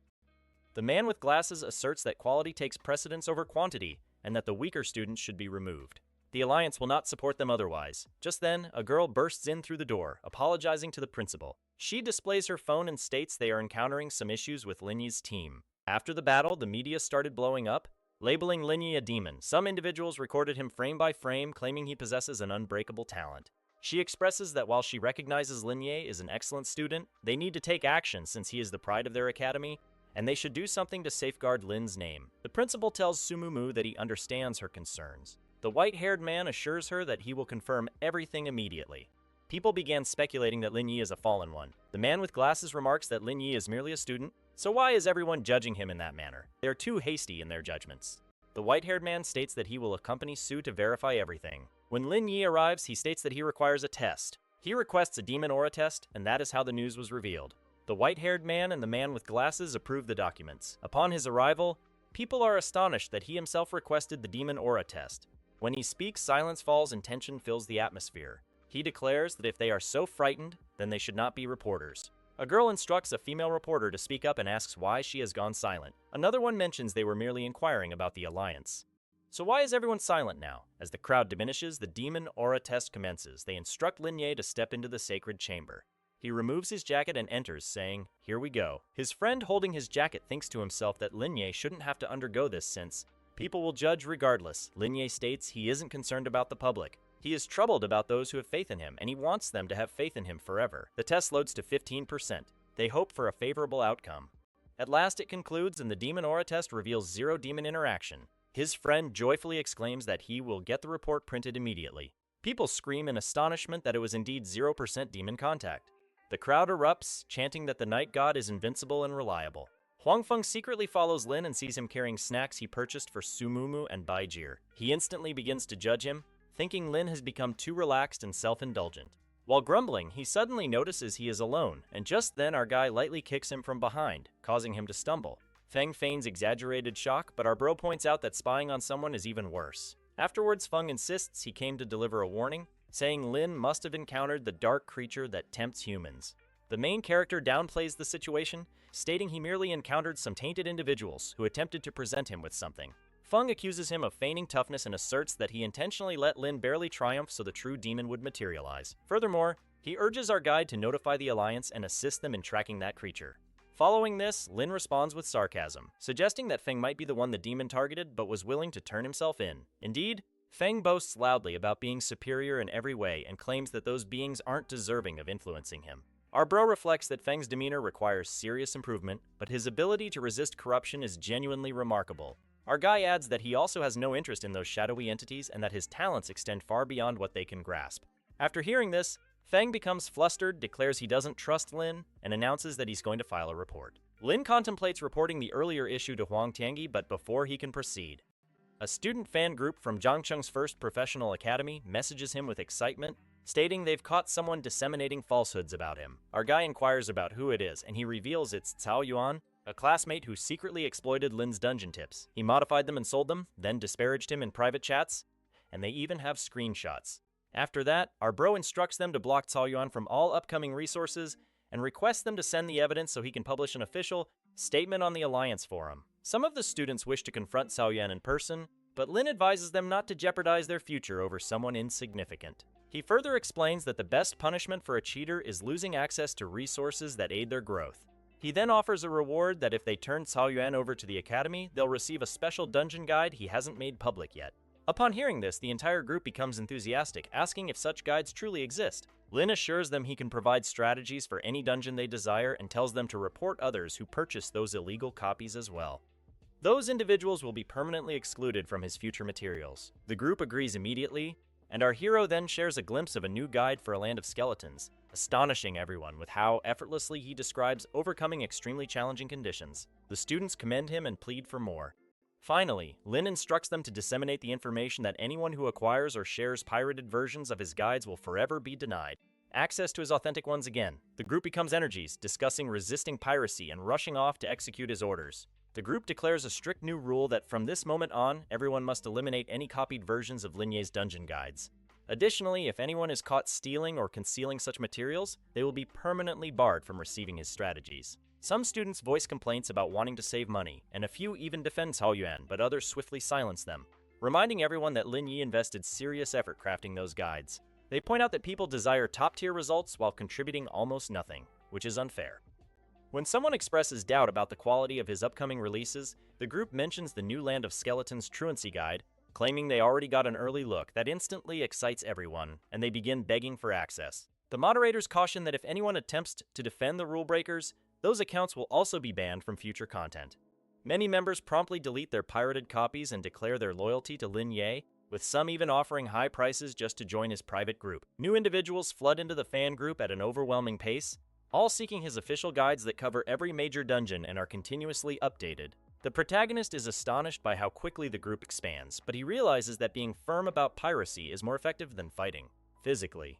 By establishing clear consequences, he safeguards his income and prevents others from undermining him. After things settle down, our bro reviews his current status and notes his priest class, his level, and his physical and mental statistics. He also lists his high-grade equipment, including the Demon Emperor set, movement and teleportation tools, as well as a protective ring. His rare awakened ability enables him to reverse power levels, and his skill set spans from recovery abilities to moves that drain foes, control space, support allies, and inflict large-scale damage across the battlefield. The protagonist assesses his awakened talent, which allows him to invert the nature of any ability that affects him. At its current stage, recovery spells convert into attacks, offensive skills turn into healing, beneficial boosts become harmful effects, and weakening skills transform into enhancements. Additionally, he can toggle this ability on or off at will. It also slightly reduces the energy required for his abilities and shortens cooldown times apart from limitations related to equipment. To enhance it further, he must reach level 20 and defeat 10 Siron creatures using this reversal feature. Furthermore, he observes that the skill appears to be evolving in an extremely destructive direction, but he chooses to delay upgrading until after his major exam. With the boost from his recent progress, his intelligence stat is nearing a 150, and he plans to elevate that base number before enhancing his other attributes such as agility, spirit, and durability. Even now, these supporting stats already position him among the best in his year. Lin then reaches out to Zhao Chihang to acquire high-quality priest equipment. He requests gold-tier items such as a weapon, footwear, a pendant, and a necklace, later sending detailed specifications. Zhao informs him that obtaining anything above the gold tier is challenging, so gold tier alternatives are offered instead. After reviewing the listed stats, benefits, and prices, Lin chooses a priest staff, a bone necklace, and a jade pendant, deciding that none of the shoe options meet his requirements. The total cost for these items amounts to 350,000, and Lin also requests upgrade materials to improve several pieces of gear to level 10. Zhao cautions that upgrading now may not be wise, but our bro insists.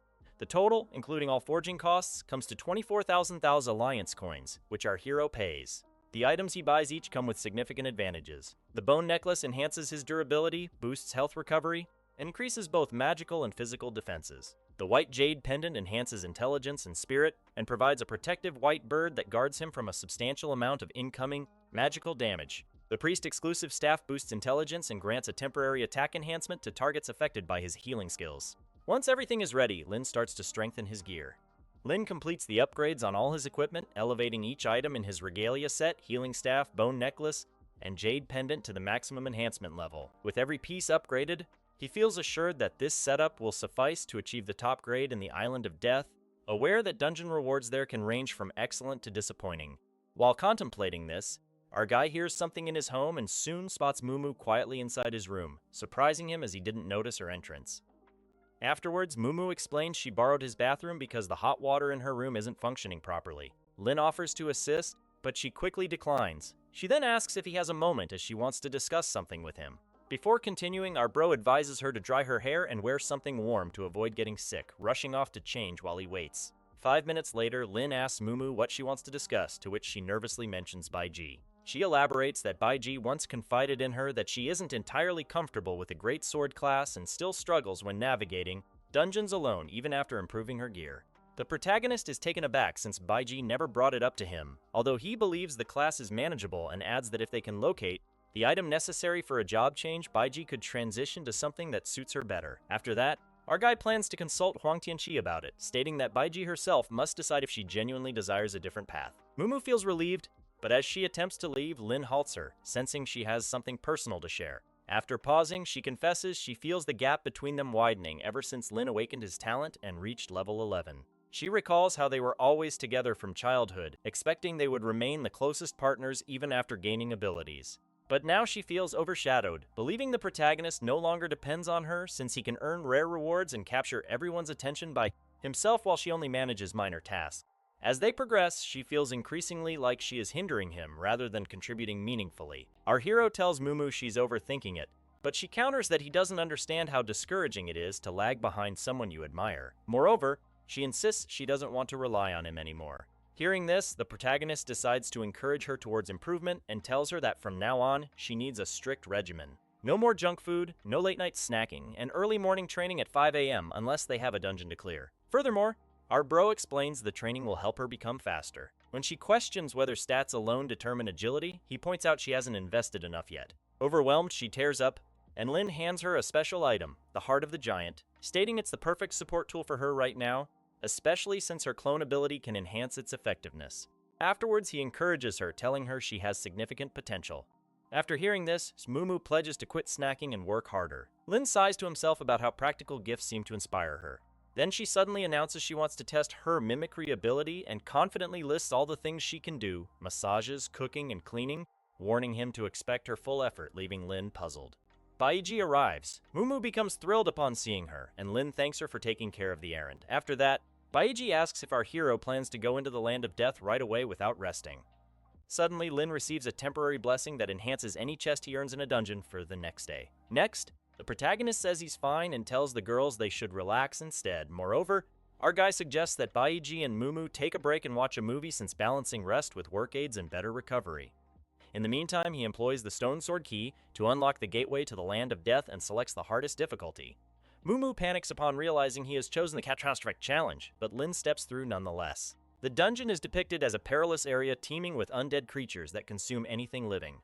To his astonishment, the entrance is more tranquil than anticipated. However, as soon as he advances, the energy he carries triggers the awakening of several formidable undead beings, each sensing his presence and rising in reaction, including gold-tier soldiers with robust physique, moderate strength, and lethal skills like Vengeful Fire and Wrath of the Undead. To confront them, Lin summons the Holy Sword Crown, radiating crimson flame. It momentarily enhances his abilities, inflicting significant damage, diminishing incoming harm, and applying sacred flame effects. Lin regards the sword as a shortcut but readies it for action. The dungeon demands survival for 2 hours against the undead onslaught. It defeats at least one secret realm boss and achieves advanced objectives such as vanquishing all bosses, dismantling the Death Altar, and eliminating all undead without reliance on the Holy Sword, all before the Holy Knights arrive. Following this, Lin activates Reversing the Radiance of All Stars alongside his Reversal Divine Healing technique. Calamity arrives immediately, dealing 304 damage and obliterating the first wave of Gold Tier's undead in an instant. Thanks to his fully enhanced Demon Emperor set, which grants a 90% healing bonus without requiring the ultimate skill Emerald Sea Rising. A second wave emerges, prompting the protagonist to break through the blockade, move inside to defeat the boss, and shatter the Death Altar with the help of his 2 teammates. To enhance his performance, he utilizes several items. A greater acceleration potion to heighten movement speed for 5 minutes, a pill from the Windfalcon Egg to temporarily boost agility by 50 points, Thunder Liquid to maintain a 5-minute continuous Thunder Flash Dash effect for further speed increase, and Smoked Earth Chicken to temporarily enhance Constitution. The protagonist activates his Reversal ability. He then inspects the Death Altar, a structure with 10,000 durability, minimal defense, and no offensive power, which continually summons undead from the Netherworld. Additionally, there are 5 of these altars in the Land of Death, each protected by a secret realm boss. Destroying one halts the emergence of new undead in that vicinity, although the previously summoned ones remain. Next, he faces the massive Zombie Butcher, a level 15 creature with equal stats across all attributes and several deadly capabilities, such as Plague Spread, Corpse Toxins, Regeneration, splitting into smaller versions, hook attacks, fatal strikes, and a stomach mouth used to consume foes. Lin employs a reversal control skill to immobilize the giant undead, taking only half a minute before launching a series of reversal attacks that shatter the altar and slay the butcher. Upon its demise, the creature splits into 2 smaller butcher zombies, which he also eliminates with the plunder effect. This triggers the awakening of 2 major undead bosses, Skeleton Hing and Undead Lich. Afterward, our hero notes that although the dungeon is catastrophe level, the level restriction makes it manageable for him. He summons his gold-tier Dark Curse Rider for assistance for an hour, preparing to confront these awakened bosses, Skeleton Hing, who empowers all nearby undead with potent auras and group-based strategies. The Undead Lich, a high-level necromancer capable of advanced dark sorcery like death waves, frost spells, gravitational attacks, and blood-freezing techniques. Following that, Lin commands to eliminate them. Shield-bearing warrior refers to Lin as his master, to which our hero responds with annoyance before instructing him to proceed. Subsequently, the warrior obeys his command and employs Moonlight Thrust against the Undead Lich. She reacts in agony as her Curse Shield activates.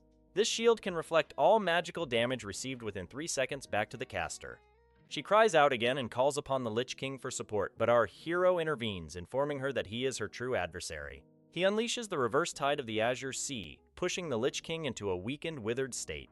The Shield Warrior then executes Rising Dragon Slash with 3 swift strikes followed by the Lich's explosive curse attack. The undead Lich attempts to retaliate with a black hole, preparing to destroy herself in the process. Our hero quickly warns his Shield Warrior that she is about to sacrifice her remaining life to drag him down, activating Blood Freeze. It is a desperate spell that consumes her soul, unleashing a massive blast of ice magic, inflicting severe freezing damage and immobilizing enemies. Stunned by the result, she realizes too late that she has failed, and the protagonist confirms that the target has been vanquished, praising the Shield Warrior for his performance. Ultimately, the protagonist swings his sword with the force of catastrophic strikes, while the Lich King scoffs at humanity and cautions that a greater darkness still looms. With both the Lich King and the undead Lich defeated, the crucial task of eliminating a secret realm boss is accomplished. This prompts the portal to open, allowing departure and granting rewards based on how many objectives were completed. Nearby, the Dark Winged Dragon. Once the Dark, Cursed Knight's companion remains largely untapped despite their past connection. Since this altar has also fallen, the undead no longer present any threat. Our hero decides they should clean up later and move on to the next area first, as only the last 2 bosses remain. Lin observes that facing them here spares him a long trek and extra combat. After that, our bro spots the foes noticing them and cautions his ally to remain vigilant. The Death Dragon appears first, a resurrected ice-controlling creature enhanced by death energy. It stands at level 15 with Diamond tier characteristics and abilities that focus on freezing powers, heavy strikes, and slowing effects. Alongside it is the Daughter of Death, once an elven ranger who battled for justice before being revived into a dark archer whose enchanted arrows can turn the fallen into undead minions. Lin jokes that this one-time dungeon is scarier than his teacher, especially since it leaves no chance for an SSS rank. He then unleashes 2 powerful reversal techniques that flood the area with overwhelming force. The Daughter of Death angrily calls him a worthless human for attacking first, to which our hero replies by vowing to show her a real surprise. She shoots a lethal arrow towards him while the Death Dragon's freezing breath strikes Lin twice, but his healing mitigates the damage. His abilities eliminate 1 freezing effect, significantly increase his speed, and greatly enhance his strength. The Daughter of Death is astonished that her shot missed despite directly aiming for his heart and realizes she must have immunity against control. Attacks. Sensing something is amiss, she quickly commands the Death Dragon to advance first. Health rises in rapid bursts, first by 512, then by 539, breaking 1 frozen effect in the process. Another surge boosts it by 699, clearing the frozen state from Lin as well. At this moment, the Daughter of Death unleashes a rapid volley of arrows toward the shield bearer, yet every shot fails to connect. Her frustration mounts as she sees how swiftly the opponent is maneuvering. Moreover, she refuses to let him get closer and summons every undead under her command, compelling them to form a barrier to obstruct the enemy. She empowers herself with silence magic and a draining spell, gaining additional health. Since her foes depend on close combat, she opts to use talismans that temporarily control living beings. The stronger the target, the shorter the control duration, ranging from 1 second to a full minute, and this control only ends if she is defeated. Under this influence, she can compel the controlled target to inflict harm on themselves repeatedly for significant damage until the talisman is dispelled. Even a mere second of control suffices for her, and she aims at the protagonist with assurance. During this, the Dark Talisman Rider becomes heavily slowed, movement decreases sharply, attack speed drops, and attack strength diminishes. Lin quickly calls for a defensive position. The rider forms a heavy black shield that significantly reduces damage but slows them even further. The Daughter of Death attempts to maneuver around the shield, believing that once she finds an opening, she can conclude the battle. She thinks her opponent is nearly depleted of health and prepares to strike, intending to move on to the others afterward. But our hero activates a reverse spell that nullifies harmful effects and binds the enemy. A substantial health recovery ensues, and negative conditions are lifted, turning the situation in Lin's favor. The Daughter of Death is astonished that Lin is still standing. Following that, the protagonist immediately commands a shield charge to disrupt her action, then follows up with a powerful upward strike. The Death Dragon falls first, and the Daughter of Death accuses them of cheating in combat, to which Lin responds with a reversed healing technique infused with destructive force, which ultimately ends the Daughter of Death. Afterward, Lin divides the tasks so that he takes one direction while his companion clears the opposite side. Our hero believes that once they fully dispel the altar's influence, the dungeon will be complete. Despite its unusual design, he realizes the challenge isn't as difficult as anticipated and unleashes an ability that sweeps through the undead like a tidal wave, allowing them to finish everything in under 10 minutes, well within the 2-hour limit required for the 4th task. A system notification confirms they have defeated every undead in the vicinity and successfully accomplished the first 4 objectives. However, our bro senses something is off. A system alert announces that the shadow form of the dual-winged angel hero is descending, unlocking a fifth hidden mission called Destiny's Choice. Two choices materialize. The first is accepting divine blessing, which entails surrendering every collected undead soul to the Holy Sword and exiting the realm with an immediate S-level rating, albeit not the highest one. The second option is to choose the God Slayer path, which requires defeating the hero's avatar. Success grants a rating above SSS, but failure reduces the score all the way to C.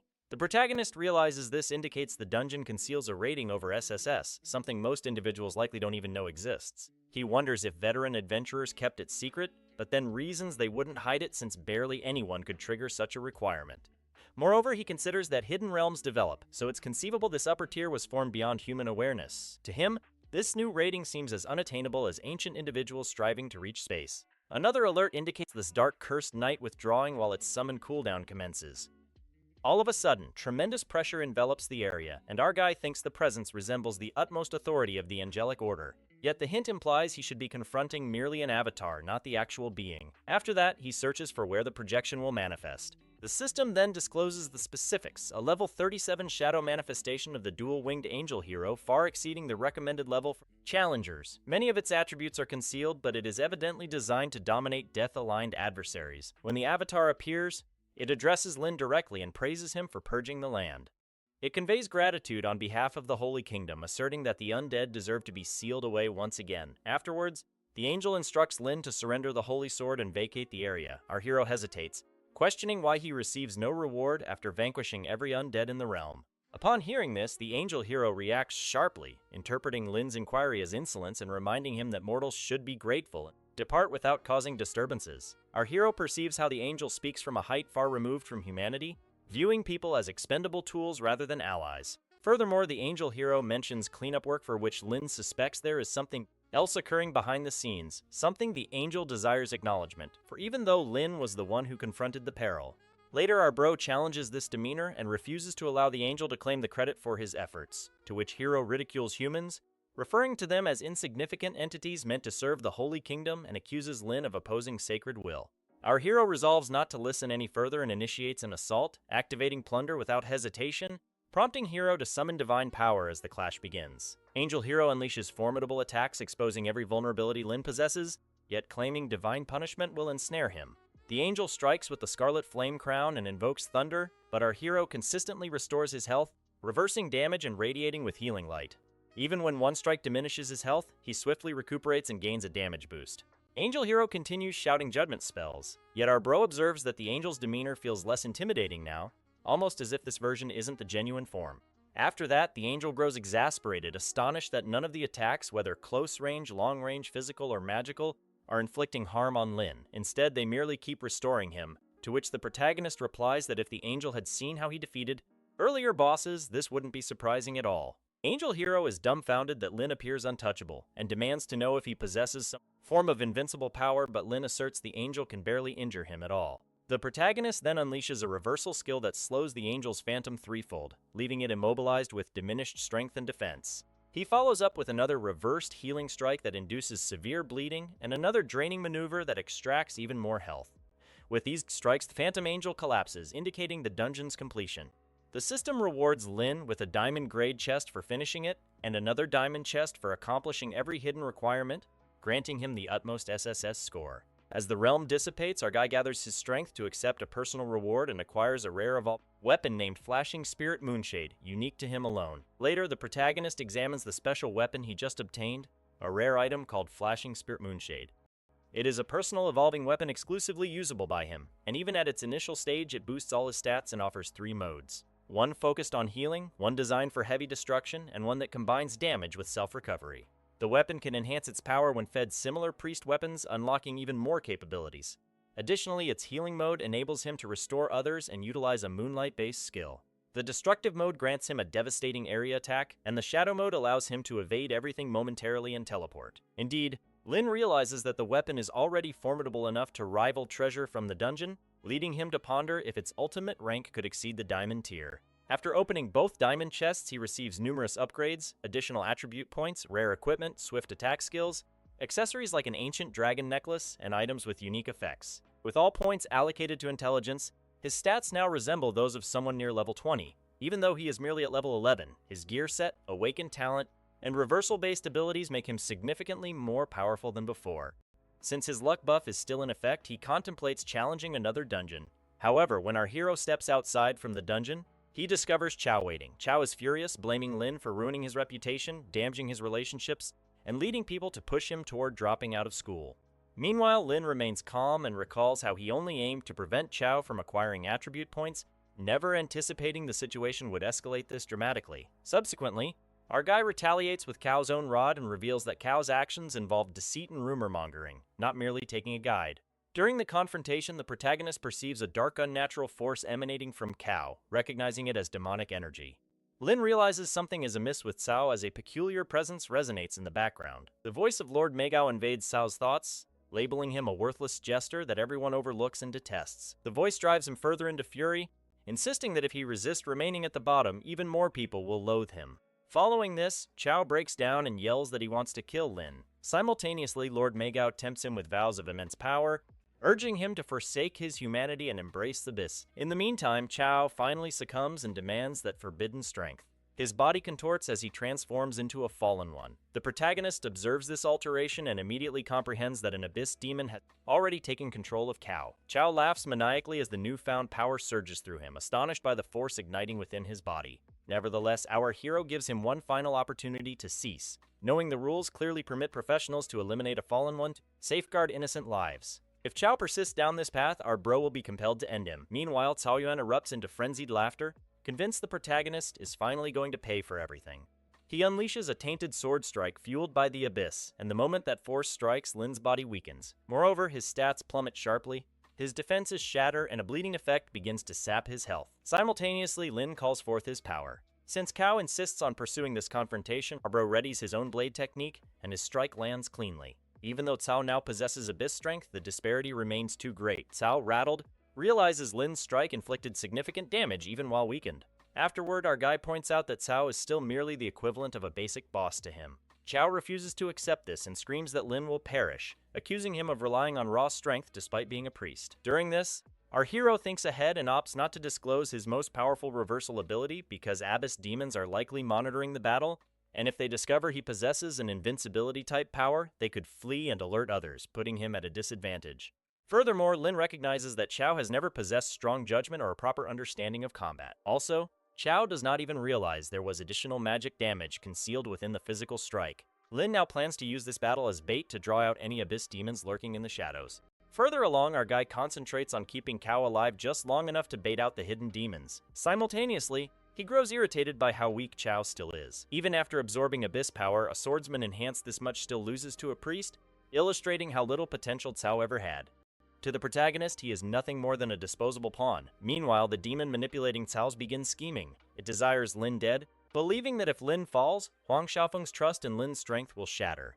And with that trust gone, Huang could be controlled and dragged into Meigao's forces. The demon considers two options: corrupting Huang through Lin or persuading Lin directly. Ultimately, it prefers using Lin's demise as the catalyst.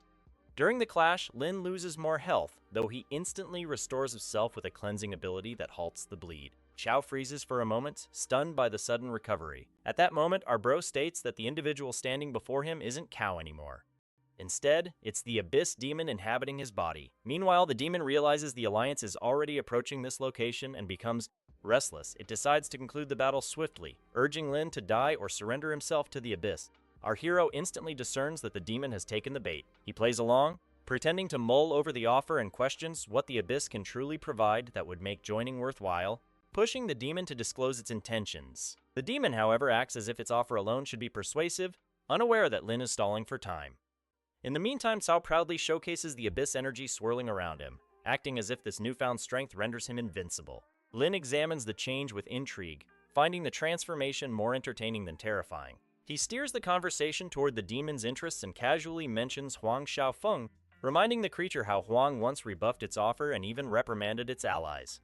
Upon hearing this, the demon immediately reacts. It retorts that Huang was initially selected by it, but the boy declined and even ridiculed the abyss. The only reasons they still sought him was due to his potential, making him an ideal candidate for abyssal corruption. Seizing the demon's irritation, the protagonist starts crafting a completely imaginary tale. He asserts he has already gained the Alliance's confidence and will ascend their ranks until he reaches their core group. From that position, He claims he will quietly sabotage everything, leading humanity to destruction and annihilating the entire world. Chow, possessed and unstable, struggles to comprehend the motive and asks why someone so revered would wish to obliterate everything.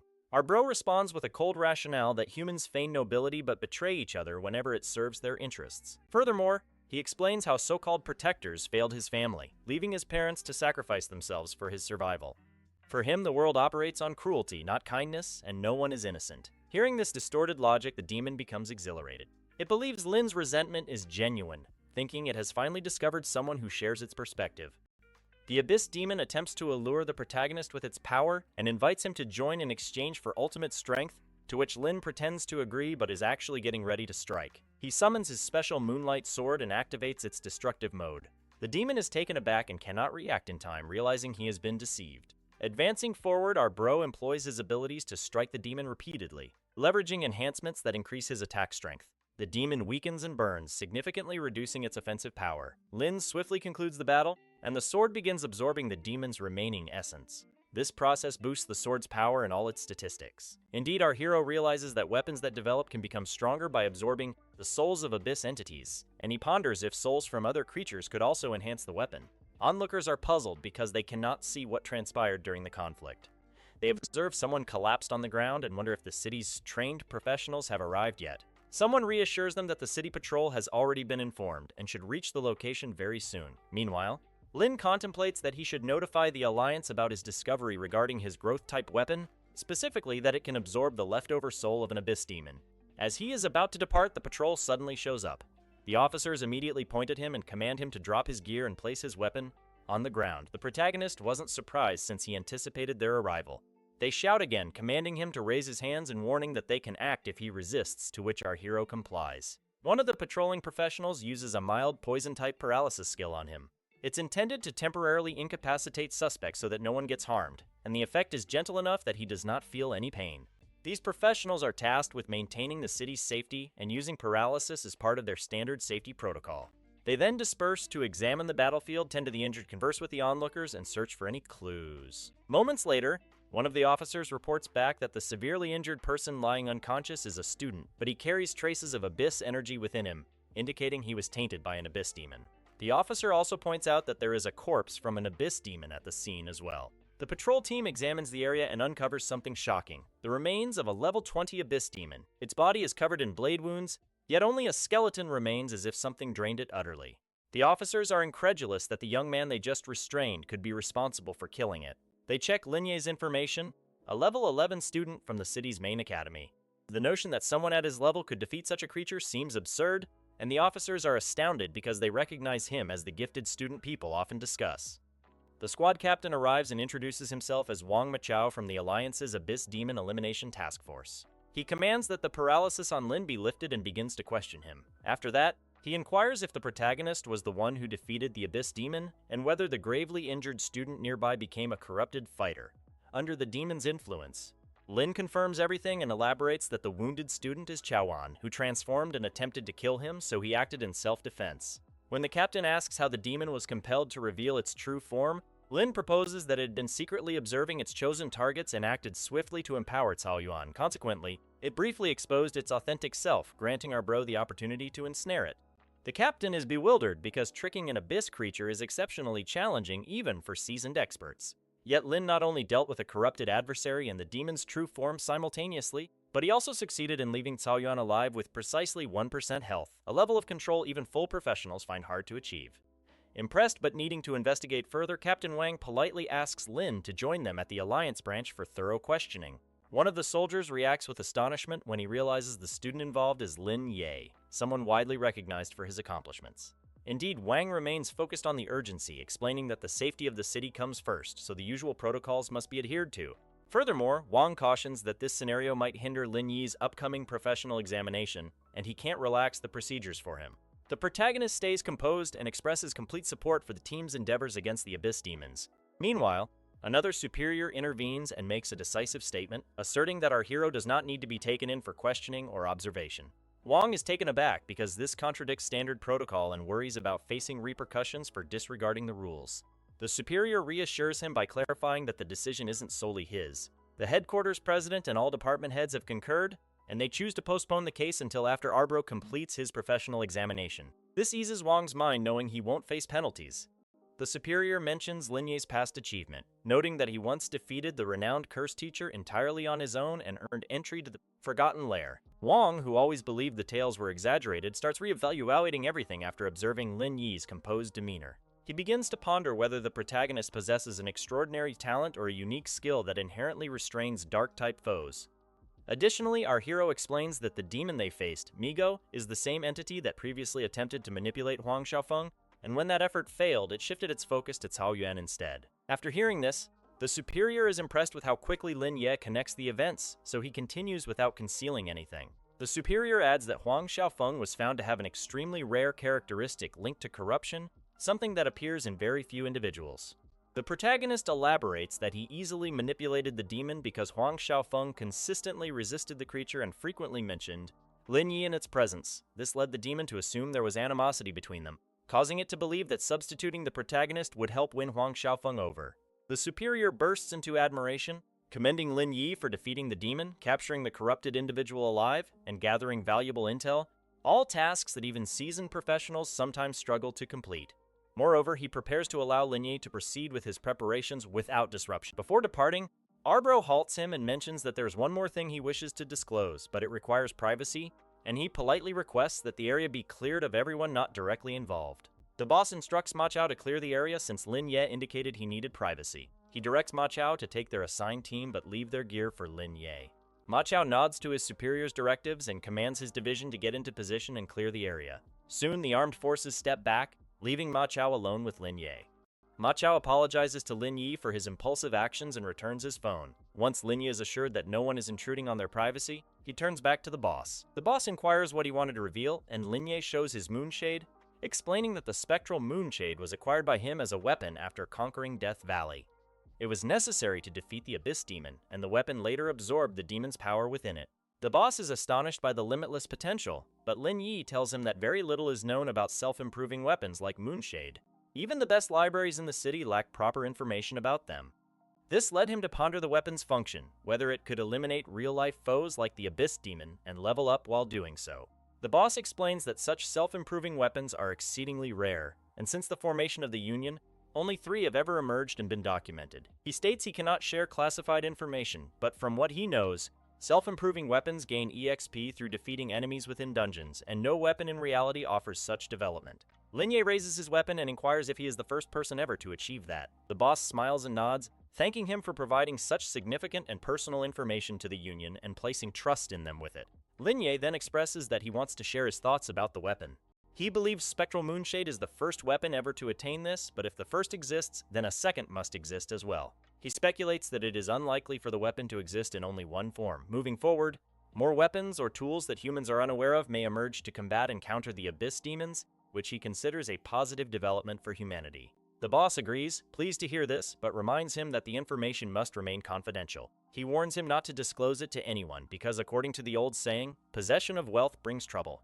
And since he possesses something exceedingly rare, envy will inevitably follow. The boss remarks that there aren't many youths like him who grasp the larger perspective. The Union will become stronger and more significant with someone like him involved. He concludes by stating that he will notify the higher authorities, and they will take this issue seriously. For Lin Yi, what matters now is to take his professional exam in the competition, and he is welcome to reach out to the Union about this. With that, Lin Ye concludes the call. He heads over to Ma Chao to return the phone. Ma Chao expresses his anticipation of seeing Lin Ye at the Union and wishes for him to become one of them, telling him to refer to him as Old Wang from now on. Lin Ye nods, indicating he will take his leave and departs after calling Ma Chao Old Wang. Meanwhile, the boss inquires with Tianqi about his conversation with Lin Ye. Tianqi informs him that Lin Ye is incredibly skilled, composed, and able to see the broader picture. Guanyin is the only other young person close to Lin Ye's age who is similar and equally talented. He adds that he once believed Guanyin would be the leader of this generation, but now that Lin Ye is present, it's hard to say. The boss chuckles, mentioning that young individuals have their own methods of handling situations. However, Lin Yi consistently gathering weapons aimed at demons around dungeons indicates he possesses immense potential. Lin Yi enters his building and shouts that he is home after opening the door. Mumu conceals herself behind the sofa, about to yell and frighten him, but Lin Yi notices her before she can scream, calling her out for her trick. Mumu pouts in frustration, asking him to pretend to be scared for once. Lin Yi again calls her out for hiding and sneaking snacks at home. She assures him that she will put in effort. Mumu rises from behind the sofa, opens her stats, and tells Linya to check her level. She smirks and announces that she is also level 10 now, leaving him astonished by her rapid progress. Mumu asks if she has done well and if he is pleased with her growth, then inquires if they can go to the dungeon together tomorrow. Linya strokes her head and asks with concern if she is overworking herself and staying up late since he has noticed her stats. Mumu shakes her head, saying she isn't. Mumu informs him that it was little Mumu rather than her who ventured into the dungeons and grinded all night on her behalf. Linya asks who little Mumu is, to which Mumu replies, questioning if he still hasn't figured out that it was her imitation tier. Because as long as the tier fights independently for her, she will acquire the skills and all the rewards that come with them. Linya queries if she means there are no limitations for time and distance for the tier. As long as her tier battles the realms, it is fine, and she will receive the rewards. He asks if her tier can engage in dungeons without commands. Mumu checks her stats and responds that it is indeed possible since her imitation tier is currently in the dungeon Lockless Nightmare as they speak. Linya glances at her stats and informs her that he sees the boss is at a critical stage according to the system notifications and asks if the battle is about to conclude already. He questions whether she can observe little Mumu's actions from the monitor continuously while she engages in battles. Mumu annoys him by asking if he is envious, to which Linya nods, expressing that he also desires a helper like little Mumu. He leans in and asks another question about whether the tier ever gets weary, because it doesn't seem as if little Mumu is tiring out if she is heading to the dungeons without end. Mumu gazes at him and states that she cannot comprehend why Master Linya is asking such foolish questions.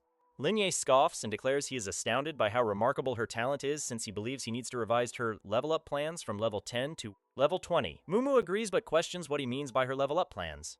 Linya explains how he must take her talent into account and incorporate all the new equipment and skills to devise an optimal strategy for her to level up. She consents to provide him the information, but when he requests her height, weight, and measurements, Mumu becomes bashful and asks why he wants to know all that. Linya realizes his question and clarifies that this information is for better attribute record rates, urging her not to think weird thoughts. He adds that her attributes later influence how effectively her imitation tier can perform dungeon battles and that this is a method of maximizing her advantages.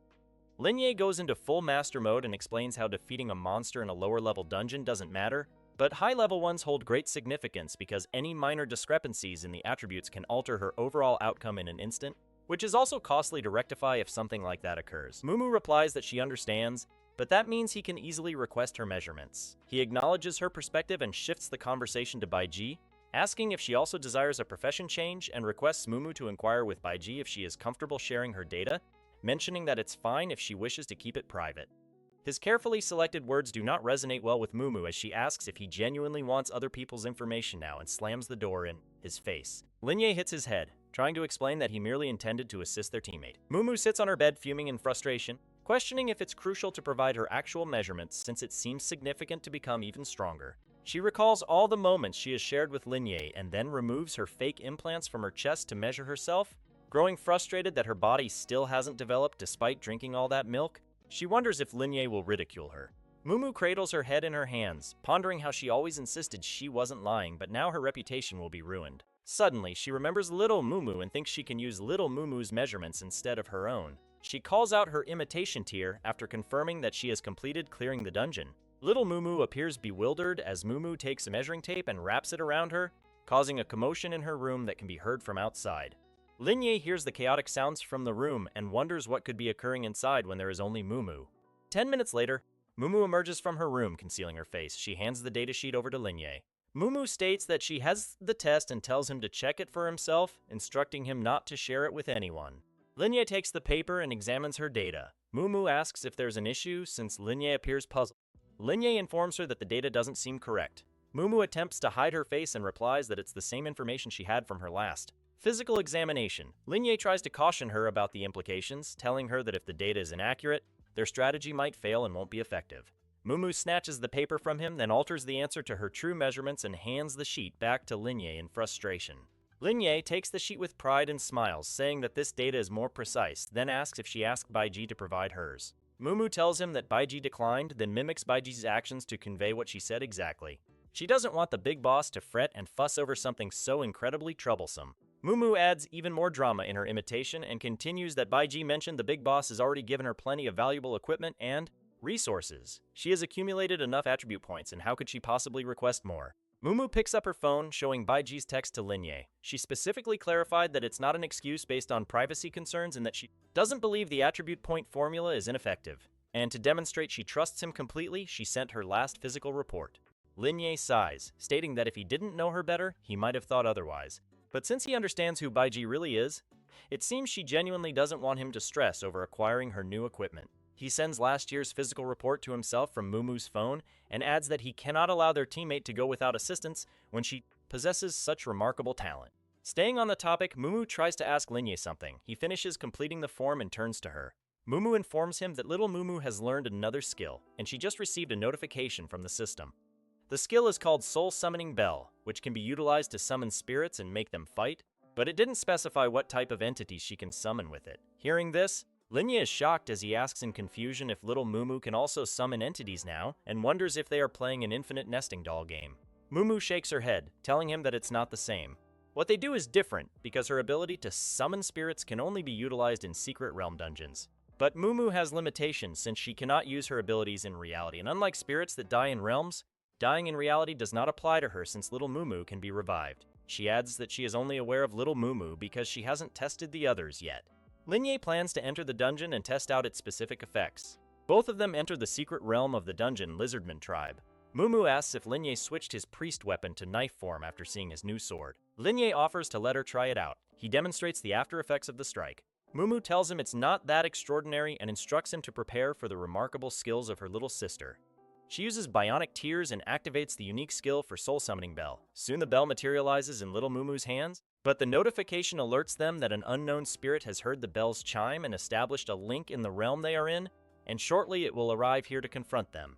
They couldn't even recover from their shock when they heard a loud crash and something extremely large began materializing in front of them. The system notifies them that Spirit Giant Tree Guardian has arrived before them. The spirit of level 10, with no proper details, stands in front of Mumu. Linye glances at its stats and realizes that it is undoubtedly a top-tier boss surpassing the gold level. He thinks that if Mumu levels up later, she could summon bosses of that specific level. The Soul Summoning Bell is akin to the item from the Curse Master, but the Curse Master won't perish, and it is quite challenging to acquire given the cooldown. Grasping the situation, Linye advises her to utilize the new giant to her advantage. She receives the signal and instructs the Tree Guardian to eliminate the Lizardmen. The giant Tree Guardian emits a roar, drawing the Lizardmen toward him and unleashes Heaven's Strike. It's an exclusive skill that assaults the enemy with the might of a war spear, and if another blow follows, the enemy can no longer endure.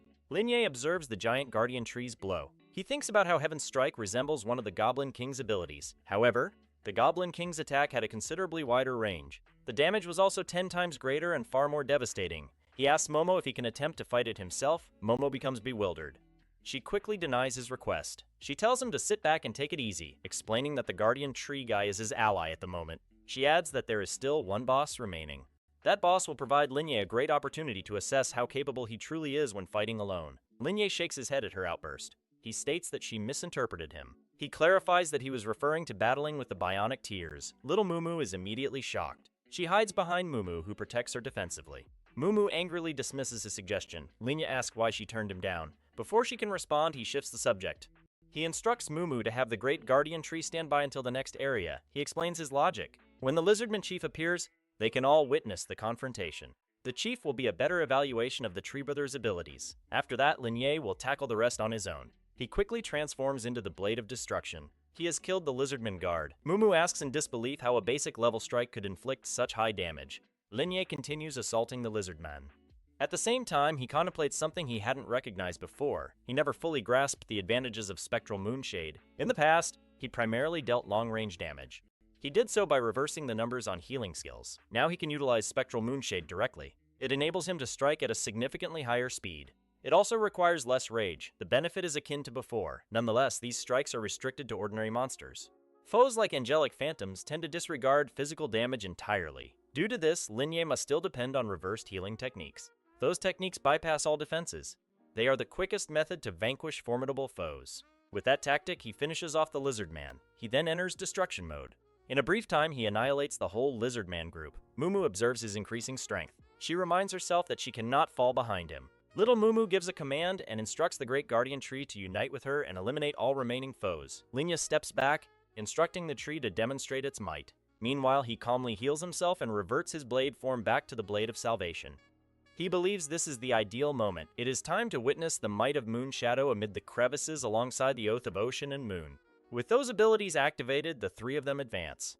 They continue to eliminate foes until they reach the Lizardman's tribe. At the tribe, 300 lizard warriors stand poised to confront them. Mumu points out the evident. 300 lizard warriors ought to be capable of inflicting a significant amount of damage. Linya urges her to believe in him, and he vows to keep the tree man safe. For now, his main focus is on healing. After stating that, he issues another command. He tells the giant tree guardian to charge toward the wall and break through it.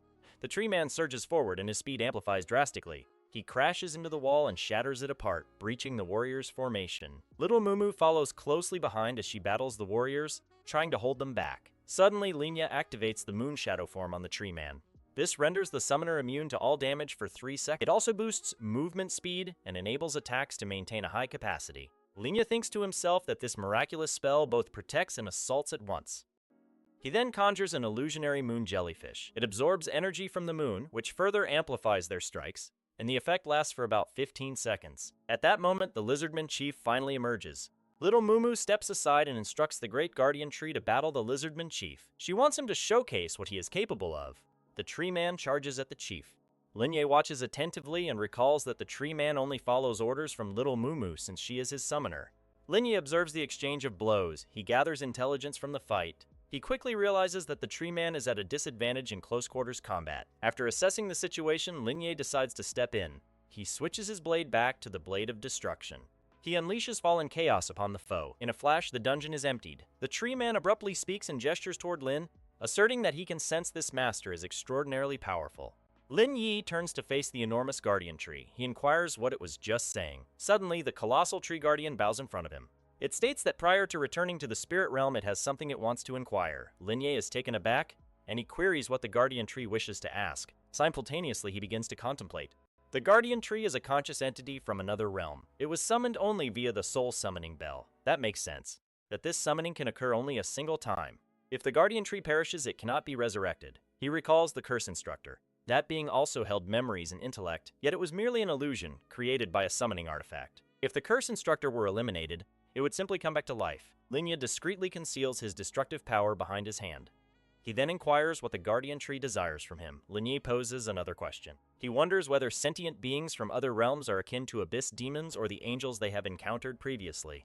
He questions if such beings present a danger to humanity. The giant Tree Guardian responds only with the Forgotten Lair. This reply perplexes Lin Yi even further.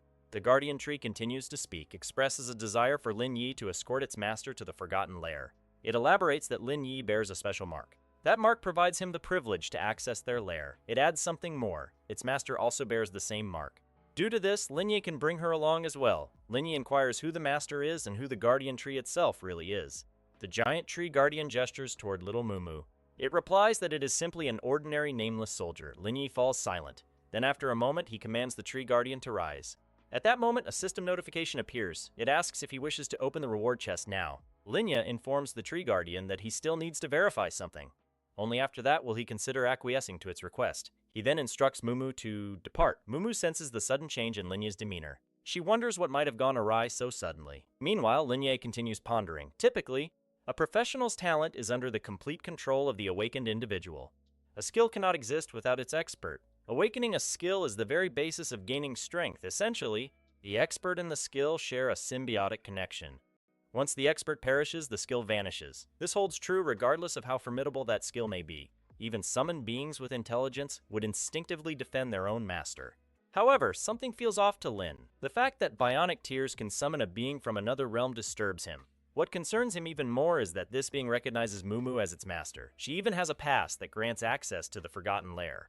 When Linya thinks of Angel Kuro's manifestation, a shiver runs through him. He understands that Mumu might be in peril. Even worse, humanity itself could be endangered. He tells himself that he must resolve this issue as quickly as possible. Linya approaches Mumu and informs her that something urgent has arisen. He asks her to either stay back or continue exploring dungeons without him.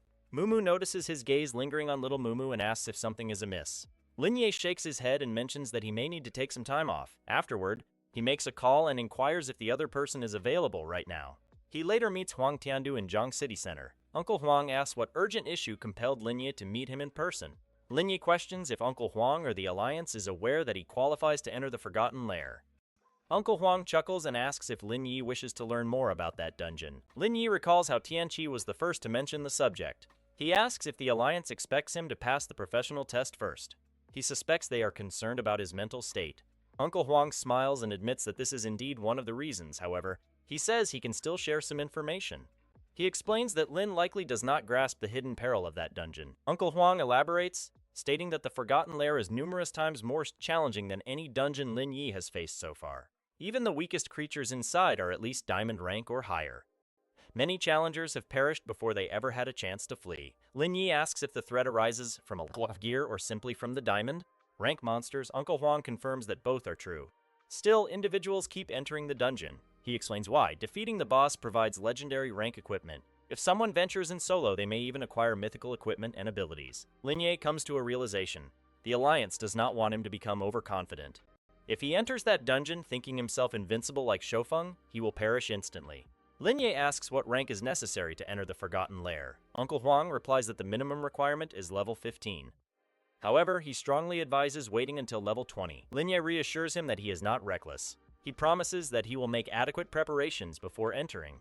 Uncle Huang then changes the subject. He clarifies that the Alliance has recently shown interest in probing into the demons of the Abyss and the Fallen Ones. He brings up a malevolent fallen entity known as the White Clown. It has emerged recently. They have also gathered intelligence. Numerous Abyss apes are concealed within the Alliance itself. Given this scenario, the Jiang City Alliance is gearing up to take significant action. As professionals, they must uphold peace and avert history from repeating itself in catastrophe. Chairman Huang advises Lin Yi to stay alert for updates as modifications will soon be made to future plans. This astonishes Lin Yi. The chairman then discloses the reason. The Alliance has instituted a city-wide lockdown. Internal personnel are undergoing a purging process. Corrupt professionals are being pinpointed and temporarily separated. He elaborates that with the forthcoming vocational test, these tainted individuals will be addressed. The information has not been disclosed yet to prevent unnecessary unrest. He finishes by instructing Lin Yi to concentrate solely on his studies. The Alliance will manage the remainder. Before the meeting concludes, Lin Yi takes a sip from his glass, stating that he still has a query. He inquires whether betrayal is a possibility. Specifically, he asks if a summoning-type awakened talent could betray its professional if the summoned entities originate from another realm and possess self-awareness and memories. Chairman Huang shakes his head. He rejects the notion. He clarifies that awakened talents are symbiotic. They are abilities nurtured from within. They exist and perish alongside their professionals, akin to loyal allies. Because of this, it does not matter what is summoned or from where it originates. It will never jeopardize its summoner. Even if the summoned entity exhibit intelligence and diverse personalities, they still follow orders unconditionally. To further reassure him, Chairman Huang adds that this has been validated in combat. Even high-level control abilities that influence thoughts cannot compel summoned beings to attack their summoners. Lin Yi then inquires about a specific situation. He asks what would occur if the summoned being were an abyss demon. The chairman reassures him once more, stating that it still would not occur. Such talents are present within the Alliance. In these instances, abyss demons try to entice humans into joining the abyss. Instead, those professionals integrate into abyss factions. They become informants. Their job is to communicate the movements of abyss powers. After all inquiries are addressed, Chairman Huang lowers his glasses. He asks if Lin Yi is the one who awakened such a talent. Lin Yi answers truthfully, saying it is not him. It belongs to a friend and teammate. As he contemplates the discussion, Lin Yi realizes something significant. The Alliance will eventually discover that the biomechanical tier is being introduced into the Forgotten Nest, just as the Giant Tree Guardian requested.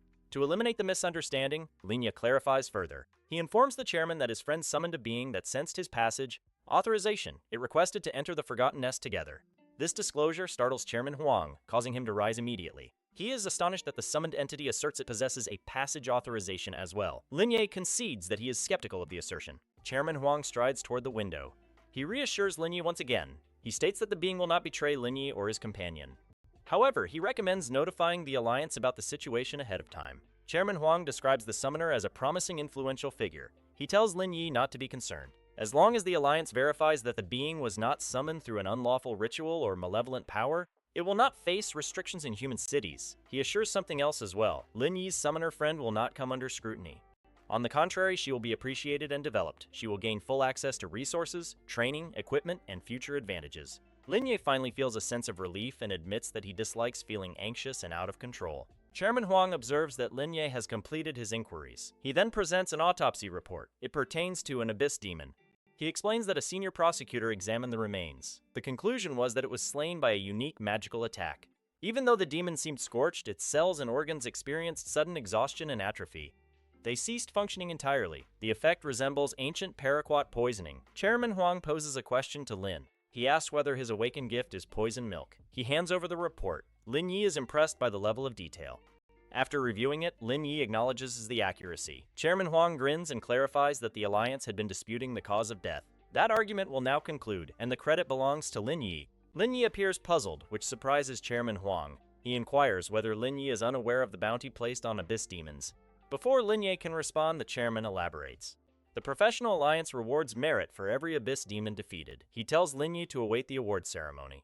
The rewards comprise platinum-level optional equipment, skill books, rare materials, and special items. Lin Yi can specify his preferences. Feeling thrilled, Lin Yi asks if these items can be delivered to him. When Chairman Huang consents, Lin Yi requests permission to depart. He wishes to take his teammates into another dungeon. As Lin Yi rises, Chairman Huang wishes him luck. He encourages him to attain first place in the vocational test and bring honor to Jiang City. Noticing his excitement, Lin Yi teases. He asks if the chairman is wagering on him. Chairman Huang hesitates, and they both burst into laughter. Later that afternoon, Lin Yi sees Baiju strolling through the town streets. He approaches her and inquires what the issue is. Baiju turns to face him. She states that she has come to a conclusion. She has chosen to share her data with him. As she finishes, she hands him a document. It includes all her personal combat statistics. The act surprises Lin Yi. He is astonished by the level of trust she is placing in him. After a brief moment, Lin Yi makes a choice of his own. He resolves that he will not disappoint her. He informs her that once her level reaches 2, he will take her into the upcoming Dual Instance dungeon. Based on the calculations he will perform using her updated data, they will then determine if she should change her class. The news strikes Jihad. A broad smile lights up her face. Without wasting any time, she eagerly makes her way toward the next dungeon. Her objective is clear. She aims to elevate her level as swiftly as possible. Lin Yi opens his mouth to say something further. However, she has already dashed away. Observing her enthusiasm, he decides not to hinder her or dampen her spirits. Now, to finalize his calculations, Lin Yi plans to base them on their last 3-person dungeon expedition. He will merge that data with Baiji's current physical statistics. He reviews the available records. All the required information is available. The skills data is comprehensive. The equipment details are also complete. However, there is an issue. Since the last dungeon included 3 individuals, Baiji's personal data is not entirely accurate. Speaking of Baiji, her current performance is not particularly remarkable.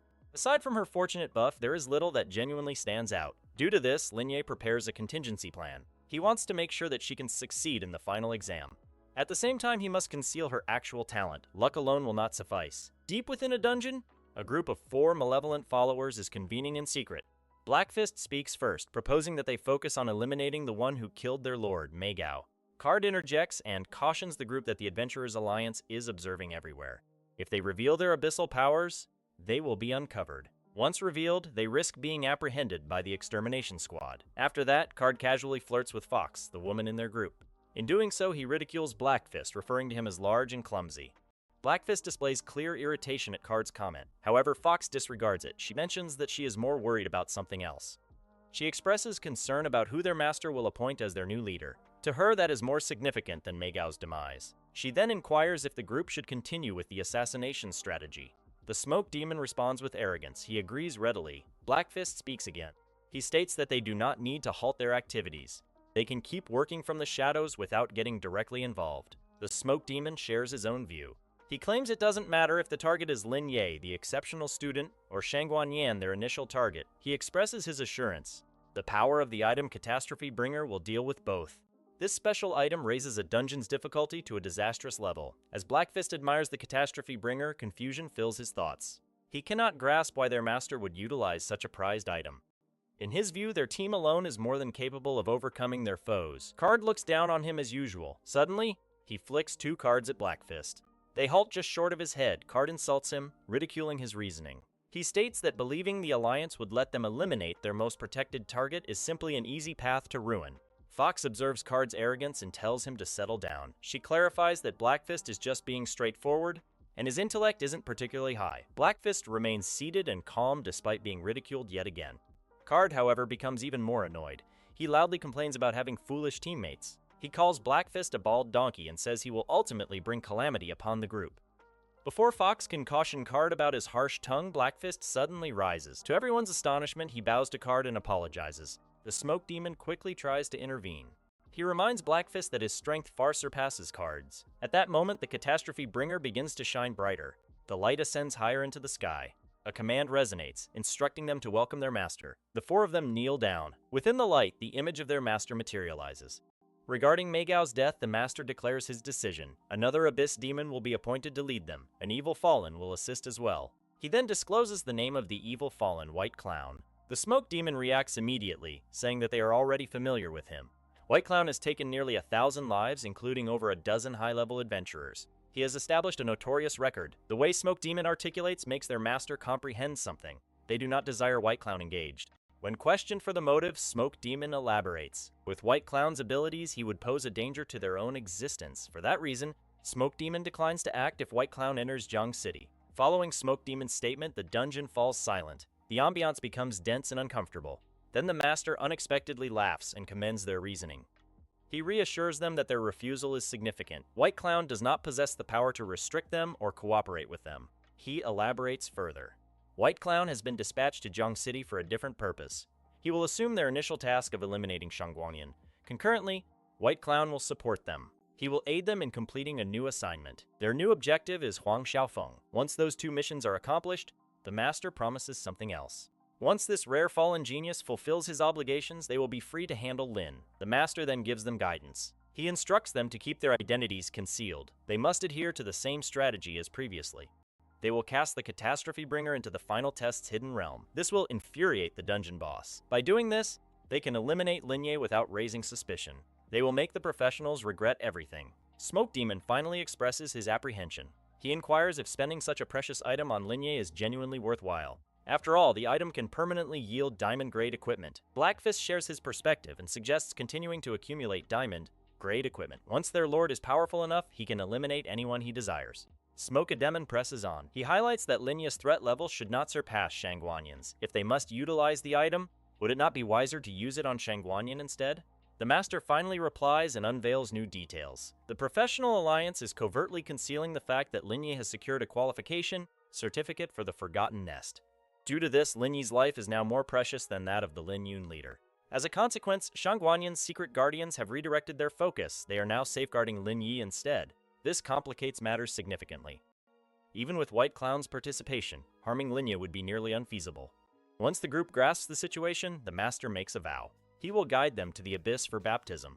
They will transform into genuine Abyss warriors. However, he adds a stipulation that if they fail, they will never gain deeper Abyss powers. The following day, during the awards ceremony, the principal commends Lin Yi's accomplishments before everyone. He proclaims that Lin Yi deserves to receive a recognition certificate. Murmurs ripple through the audience. People express their amazement at how formidable Lin Yi is.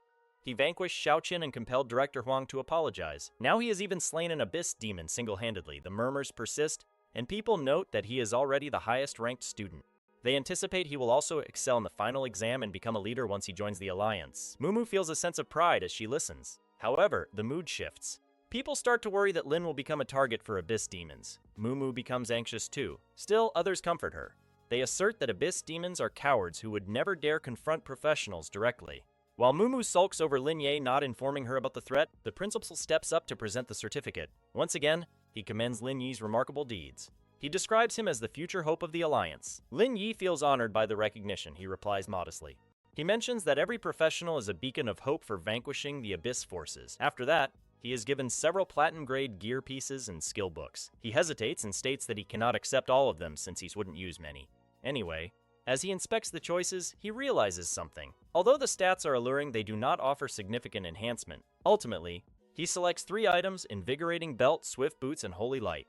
He remembers that Holy Light is a skill of the White Spirit Rider. If inverted, it could significantly lower enemy attributes or even induce berserk effects. As he obtains the items, he calculates further. With Swift combined with the Ancient Dragon Necklace, he achieves a 50% reduction to movement slow effects. This entirely counters agile bosses. It also addresses a deficiency in his attributes.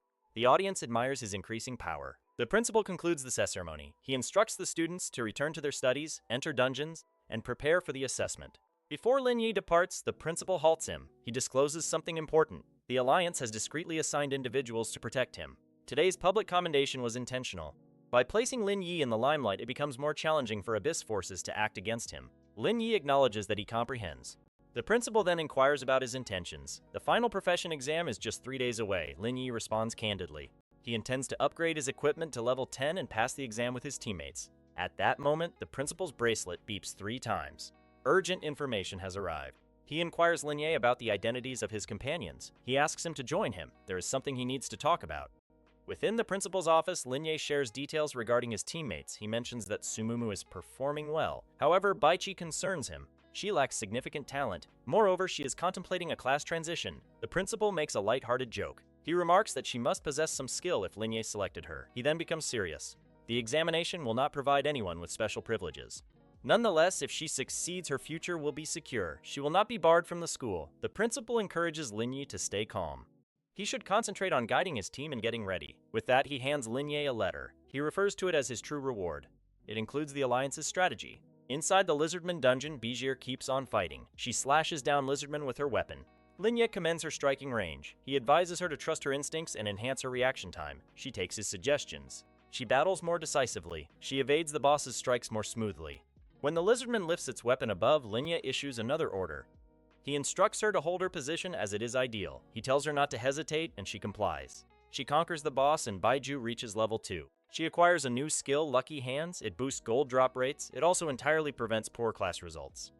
This skill is a personal, unique passive, and no one else can utilize it. Lin Yi commends her advancement, urging her to cease hesitating and trust his directions. Even so, Lin Yi feels unsettled. He once thought she was destined for great swordsmanship due to her innate strength. Now he questions that. He asks if she genuinely desires to change classes. She appears perplexed and asks if she has misstepped. Lin Yi comforts her while he clarifies that he understands how diligently she has worked. He is aware of her amassed strength points. However, a class change raises concerns about her future. In simple terms, her constitution is not aligned with being a great swordsman. If she pursues this path, she may inflict irreversible harm. That would conclude her career. Once Baiji comprehends, Lin Yi mentions that switching classes necessitates conquering a challenging solo dungeon. Only she is permitted to enter it. He cannot offer a tactic. She might get hurt and could lose faith. Nevertheless, passing the evaluation will change her combat proficiency. He gently pats her head and tells her the decision is up to her. Regardless of what she chooses, she will still be part of his squad.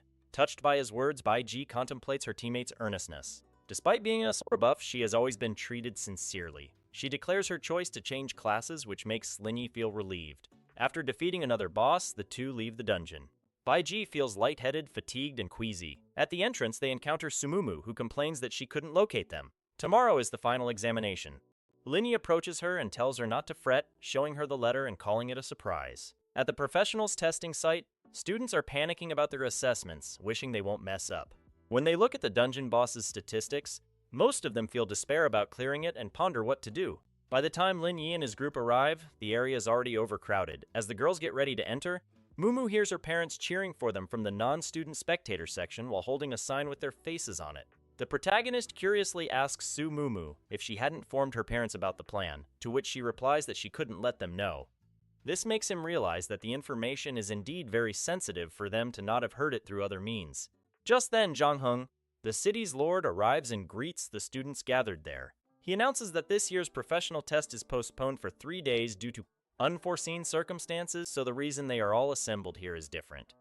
This announcement creates a wave of confusion among the crowd. They start chattering about what might have gone wrong and speculate whether the demon tide is approaching them again. As they continue to discuss if it's related to the conflict in the west of the city or the infiltration of otherworldly beings, the city lord hushes them by declaring that the city has a special recruit for the first time. The city lord then adds that per the new guidelines from the professional association, the special recruits will have to face a special dungeon instance with their teammates before the final professional assessment.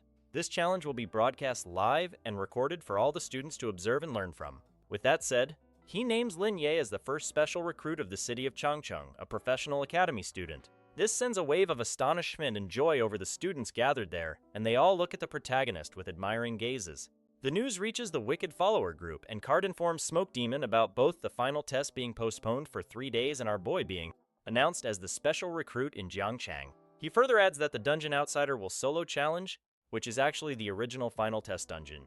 When Smoke Demon asks him if he has already deployed the Catastrophe Bringer, Card confirms before stating that it's too coincidental that the Alliance hasn't moved to a new dungeon. Over Card's concerns about the situation, Smoke Demon tells him to remain calm since their master only instructed them to deploy the Catastrophe Bringer and ensure the assassination target enters it. Therefore, he instructs Card to just verify that the protagonist has entered the dungeon where the item has been set and then promptly join the team at the base without wasting time on anything else. In a state of anxiety, Card assures him that he has already triggered the trap without anyone noticing, not even the city lord. Smoke Demon mentions the possibility of the patrolling professionals sensing the abyssal aura on Card or them observing the difficulty of the dungeon, change and deciding to seal off the entire venue, which would ultimately lead to Card's permanent demise. At this, he uses his concealment spell and asserts that he will return as soon as possible. Since he has been monitoring that side, he learns that the target is about to enter the dungeon. He then asks Smoke Demon whether Black Fist has dealt with Huang Xiaofeng in the black market or not. Smoke Demon confirms that it has been completed, though they have yet to connect with Bai Xiaoqiu. He then tells Card not to worry about that individual since his life or death doesn't concern him as long as Shang Guanyin gets assassinated. Back in Jiangcheng City, the city lord calls Lin Yi and his team upstairs. The students excitedly express how Lin Yi deserves to be the special recruit because of his immense contribution to the professional association and god-level awakened talents, which even Huang Xiaofeng never possessed. Once the protagonist reaches the summit where the city lord is situated, the city lord requests him to wait there for a moment, since the principal must have informed him of the updates beforehand. Following his confirmation, the city lord activates a portal to access the unknown dungeon, which Lin Yi and his allies enter to obtain the return bone fragment. After utilizing it, they are able to exit the dungeon instantly. Suddenly, the trio receives a warning indicating that the return bone fragment cannot be used while under assault. Another alert announces that the dungeon's difficulty has escalated to disaster level because of the Catastrophe Bringer's influence. This impacts the return bone fragment, causing it to fade away, making it impossible for them to flee the dungeon. At that moment, they are struck by intense heat, which is nearly intolerable, and they realize that the dungeon has undergone mutations. Due to the Catastrophe Bringer's effect, the internal structure of the dungeon has altered, creating new maps and dungeon creatures, though some areas remain unchanged. Thus, they are urged to survive by any means necessary. The instant the three of them enter the secret realm, Lin Yi promptly orders formation. He directs his teammates to assemble in the defensive formation they practiced during previous drills. Lin Yi recalls that Yunnan Forest's final boss comprises 3 intelligent humanoids. He clarifies that at the golden level, their most significant obstacle arises from simultaneous focus strikes. The evaluation centers on clearance time and specific details related to their health reduction. Errors in combat do not matter as unnecessary health will be lost due to improper usage. Baijia huffs, remarking that the dungeon's challenge is moderate but now feels perilous. The Corrupted One's interference has raised the dungeon's difficulty far beyond the original intent. Outside the entrance hall of the professionals' exam, onlookers gather and observe the team's statistics. Some recall how Yunnan Dungeon nearly cost them their lives during previous professional tests. Others curse the Corrupted Ones, asserting that they wish for exam participants to perish for entertainment. Some sit quietly, watching Lin Yi's battle against the enhanced bosses, observing cautiously for safety. Others silently pray for Lin Yi's safety, fearing the loss of yet another gifted genius. Amid these fervent discussions, the Corrupted One remains concealed, plotting against the arrogant genius. He believes that Lin Yi's ignorance and arrogance will soon bring about his downfall. Back in the secret realm, Lin Yi informs his teammates about the alterations brought on by the Catastrophic Bringer. He explains that thus far, only high-temperature flames have manifested while the mobs and terrain remain unchanged. At that moment, the first enemies appear, half-serpent humanoid creatures emerging from the surrounding vegetation. Mumu notes that they have been patiently waiting for Lin Yi and his team's arrival. These half-human, half-snake beings inhabit Yunnan Forest, attacking with daggers and poisoned blow darts. They prefer to hide in shrubs or tall grass, ambushing foes with swift surprise attacks frequently. The snakes initiate their assault immediately, allowing a poisoned arrow to strike Lin Yi's shoulder. Lin Yi protects himself and counters with the surprise attack spell Azure Sea Tide efficiently. The serpents scatter to evade, attempting to avoid damage and regroup with caution. Lin Yi assembles his teammates, directing them to various positions across the battlefield strategically. He instructs Mumu to use Gale Butterfly to gather the 5 serpents hiding nearby stealthily. Baiji is commanded to charge toward another area and confront additional lurking foes directly. Mumu nods and activates Little Mumu, then unleashes Gale Butterfly at the targeted enemies. Lin Yi informs her of the serpents' hideouts and instructs her to combine spells. She first uses Flamestorm, followed by Ignite, then casts a Frost spell to freeze them. Ignite engulfs the serpents in flames, leaving them in a continuous state of burning torment. The Frost spell solidifies them, completely immobilizing their movements and preventing any counterattack. Little Mumu releases her sword, effortlessly eliminating all 5 serpents with precise lethal strikes. Lin Yi observes his teammates fighting together in perfect unison, vigilant for any threats. A hiss suddenly alerts him to the presence of the last concealed serpent nearby stealthily. He shifts into destruction mode, swiftly turning to confront the serpent and striking immediately. A single basic strike eliminates the last serpent, conclusively ending the remaining low-level menace. He instructs the girls to proceed while diligently monitoring mana consumption for the next wave. The girls nod, already recovering from excessive skill usage during the earlier battles. Outside the arena, onlookers discuss Lin Ye's weapon, debating whether it truly is a sword. They also talk about Mumu's clone, questioning if it signifies her awakening ability now officially acknowledged. Someone comments that the Alliance is already aware of her talent and recognizes her remarkable capabilities. The crowd notices that Lin Ye's teammates exhibit outstanding skills, making them extraordinary alongside him. Mumu's parents sigh in relief, proud that their daughter is now officially very competent. They recognize that people are starting to appreciate her skill, talent, and numerous good deeds.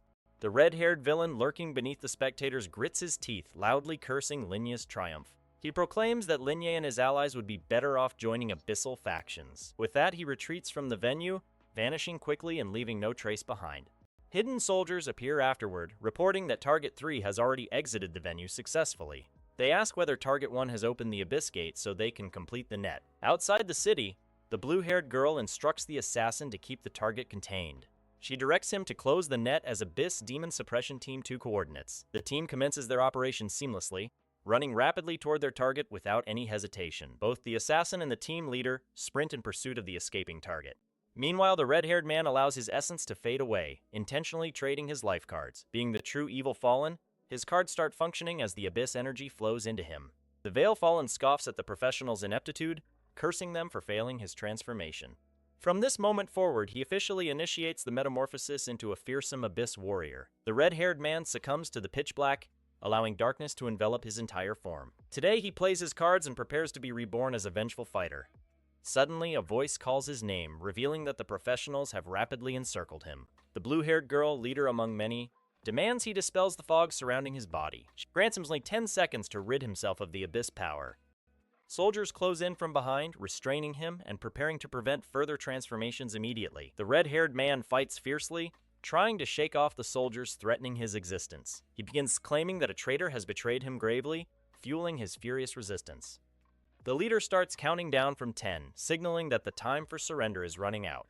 As the countdown hits 8, he conjures a diamond-level mage weapon, attacking relentlessly. Universal demon cards fly in all directions, striking soldiers and testing their coordination and defense. The blue-haired girl absorbs the abyssal power through her equipment set bonus automatically. Despite their efforts, the red-haired man refuses to surrender, drawing another card with aggression. A soldier strikes from behind with an arrow of silence, disrupting the card's effect. The soldiers unleash flame strikes and transform him into a sheep, suppressing his dangerous abilities. The evil fallen writhes in agony as the soldiers maintain constant, unyielding pressure. He vows to eliminate the entire professional league, keeping his rage and hatred alive. Finally, the abyssal energy unleashes its full might, threatening catastrophic devastation in response. The leader warns soldiers to be cautious as the enemy channels all 10 dark energies. The red-haired man regains health with a final strike, challenging the professionals to engage. A sudden shadow attack pierces him through the heart, executed flawlessly by the skilled assassin. The assassin moves with lethal speed, concluding the battle with a rapid triple sword strike. Elsewhere, observers watch the ongoing fight in the secret dungeon with increasing curiosity and awe. They observe Lin Ye getting ready to move toward the level 20 poisonous frog tactically. One comments that battling the frog is unnecessary since defeating it does not impact completion. Another implies that Lin Ye plans to use the frog's piece to kite and maneuver strategically. At the same time, the level 20 poisonous frog nears, its movements deliberate and fearsome as it approaches. Lin Ye and his teammates confront the frog, activating reverse healing and looting spells efficiently. The frog launches its attack with a lethal tongue thrust aimed straight at Lin Ye. Outside onlookers shout for him to dodge, shocked as Lin Ye absorbs the blow calmly. The tongue wraps completely around him, but he triggers reversal, divine healing, and catastrophe at once. The frog's tongue is severed instantly, unable to endure Lin Ye's potent magic combination. Lin Ye advances closer to the foe, and his shoulder injury appears entirely non-existent afterward. Observers notice Lin Ye fuses treatment and catastrophe simultaneously, boosting his attack's effectiveness significantly. The boss charges aggressively toward Lin Ye as he skillfully dodges while retreating strategically. Spectators wonder whether Lin Ye means to kite the frog or why the girls are hesitating. Soon the frog enters attack range and Mumu draws her weapon, poised for a strike. Baiji enhances Mumu's strike, and together their Gale Blade and Fireball execute a combo skill. The combo strike causes the boss monster's HP to drop significantly, though it is not especially substantial. Baiji remarks that this is expected in a disaster-level dungeon where even defeating low-level boss monsters has become unusually challenging. Mumu wipes her brow, acknowledging that it's typical, and notes that their combined attack, despite employing so many skills at once, consumes very little mana and requires no recovery period. Mumu returns to her place, noticing that everything unfolds exactly as Lin directs, and asks how many seconds have elapsed since their assault on the boss. Baiji begins counting from 30. Meanwhile, Linyi employs his looting technique on the poisonous frog while it is in a low HP state. Almost instantly, the system announces that the poisonous frog is defeated and that they have received the secret realm buff. Baiju cheers, noting that it took them less than 40 seconds to vanquish the boss monster, thereby maintaining their record. Throughout the city, the Evil Fallen's health depletes entirely until the system announces his demise. The leader informs the upper command that target number 3 is eliminated and instructs the assassin Wu Lu to promptly lead his team to the Abyss. Gate meet with other squads and proceed toward the Abyss with the full force. She underscores that such an opportunity is rare and must be exploited to its fullest extent. Wu Lao removes his hood and faces his soldiers, explaining that the upcoming battle will be much more perilous than the enemy they just faced. It is akin to a large-scale demon tide, and it is possible that none of them will survive. He offers anyone who wishes to withdraw the chance to do so, making it clear that he will neither stop nor blame anyone. He stresses that their mission is to protect families and safeguard the residents from the demon-plagued creatures lurking in the Abyss. After a moment of silence, the soldiers collectively pledge to the fight, vowing to combat the demons and restore peace without regrets.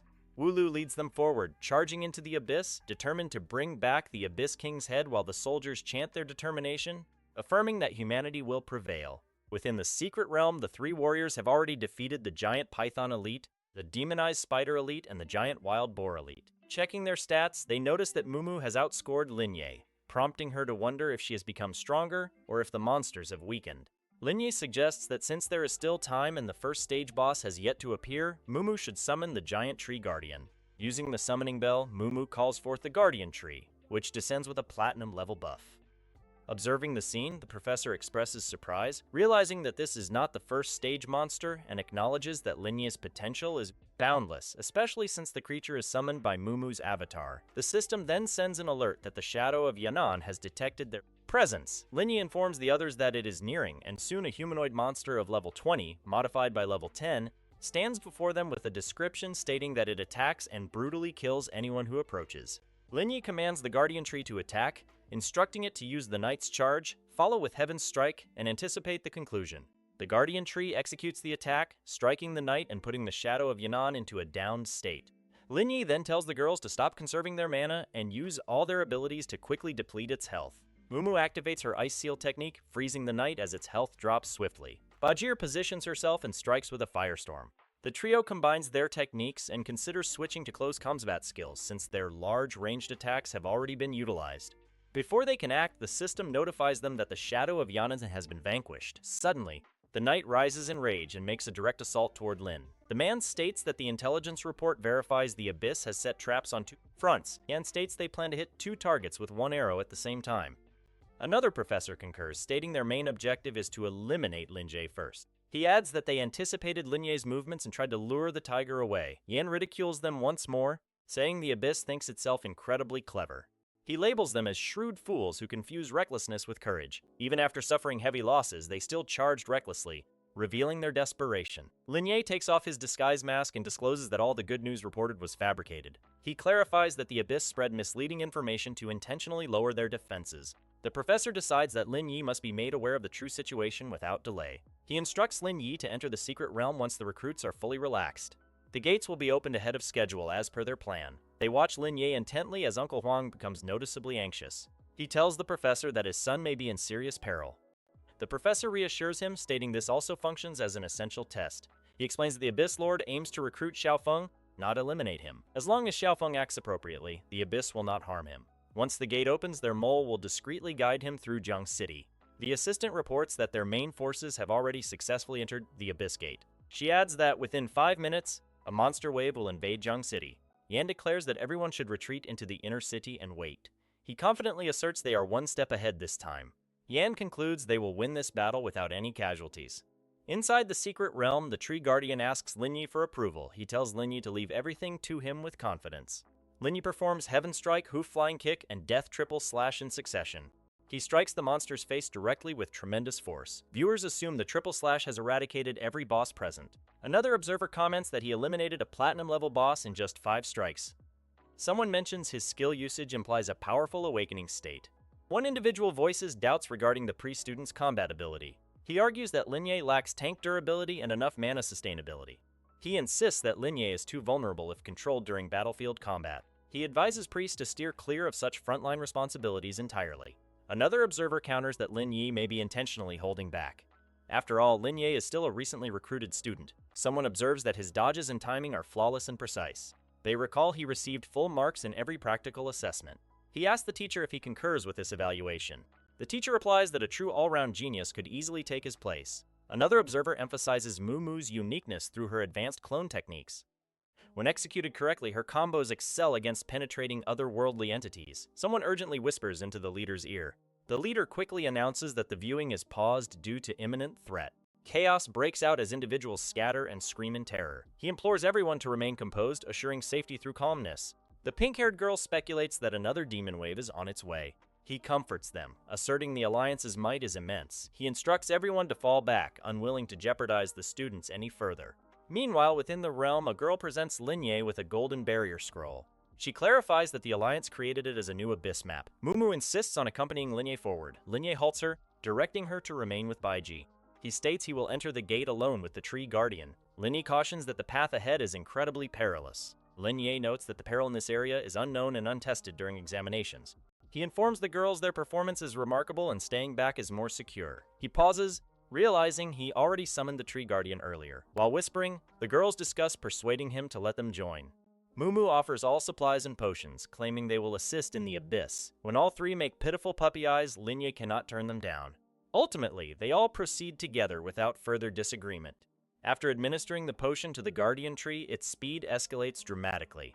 Its movements become quicker as power surges through its wooden structure. They rush forward together, swift energy coursing within them. A black armored puppet materializes, level 10, without skills but extremely hazardous. The Tree Guardian breaks through immediately employing the Night Charge instant kill technique. Linye follows up with a triple/basic attack, finishing off the puppet expertly. Another black armored puppet appears, now rapidly leveling up to 20. The Tree Guardian inquires if it should take it out right away.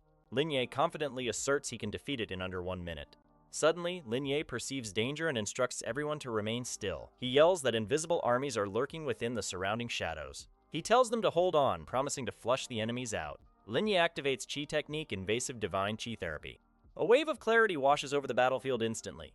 A black armored male-female duo spawns, causing Linye to frown silently. He mutters that foes keep emerging endlessly in this zone. While dispatching them, he instructs Mumu to hold back. He explains the ninja will detect her movements instantly. He commands the Tree Guardian to keep busy with the puppets. Linye directs clearing the first minions and drawing them toward the ninja. The Tree Guardian roars angrily, warning tree ants not to come closer. Linye activates Moon Concealment without delay. He shouts Heaven, Hell, and Earth, signaling the next stage. He tells Mumu it is finally her moment to strike. The Tree Guardian roars with surging energy as they strike in unison. Mumu unleashes Windstorm Butterflies at the male-female ninja duo. The black armored puppet ninja is swiftly vanquished. Another black puppet starts conjuring additional reinforcements instantly. Linye employs Inversion Healing Thunder spells, shattering the remaining ninjas. Meanwhile, underground camp watchers scream in astonishment at Linye's AoE damage. One exclaims that his damage surpasses even the 2 bosses combined. Another acknowledges he cleared most foes within just minutes. An observer notes that even elite schools cannot achieve such output. A teacher wipes his brow, suspecting Linye possesses SS or God-tier talent. The principal taps his shoulder, inquiring if he feels unwell. The teacher coughs and apologizes for his earlier rudeness. He concedes Linye is remarkable and has incredible talent. The crowd erupts, proclaiming everyone should rally for Linye's acceptance. The pink-haired girl follows Linye's lead and instructs her team to advance. Linye and the Tree Guardian halt, sensing more powerful monsters approaching. Suddenly, a witch arrives on a broomstick, smiling at Lin. A prompt appears announcing the arrival of the Annihilation Witch. Another alert follows, stating enemy power in the secret realm has intensified. The sudden emergence of the Annihilation Witch surprises the giant Tree Guardian as well, and Linye realizes that the Tree Guardian also recognizes her. He then looks at the witch and reflects on how there's both a clone and an unfamiliar boss, which appears to be some summoned entity, but the data labels it as a clone. The protagonist remembers the time when he had a fierce confrontation with such a being and glares into the Annihilation Witch's eyes, filled with anger. The Annihilation Witch remarks, finding it intriguous to see everyone, Soul Summoning Bell, Giant Tree Guardian, and Terror of the Life Attendant gathered there. At her comments, the Tree Guardian and Mumu's deity scowl at the witch, prompting our boy to immediately ask them to calm down and wonder if they know her already. Mumu's deity shakes her head in denial, while the Tree Guardian states she seems familiar to him since she bears the same mark that Linye has, but the hero elaborates that it should be related to the Forgotten Nest Pass. In a casual tone, the witch informs him not to be so grim because she will permit them to pass this stage for free due to their fate. She then expresses hope for them to traverse the Forgotten Nest as well and vanishes into thin air, leaving them bewildered and shocked. He stares into the empty space, pondering how she could simply run away and disappear just because he holds the Forgotten Nest's pass. When he questions if she is also a creature from the nest, the Giant Tree Guardian responds that even though he can't recall who she is, she had several similar origin marks like the Forgotten Nest one. After a brief pause, he adds that the Annihilation Witch can't be a creature of the secret realm. Instead, he suspects she was drawn to this secret realm when he was summoned by his master with the Soul Summoning Bell. Thus, his master might have allowed him to absorb part of the power of the Catastrophe Bringer since she possesses the same power and aura as that item, so she could even be the source and may have personally imbued this secret realm with new power, altering the instance.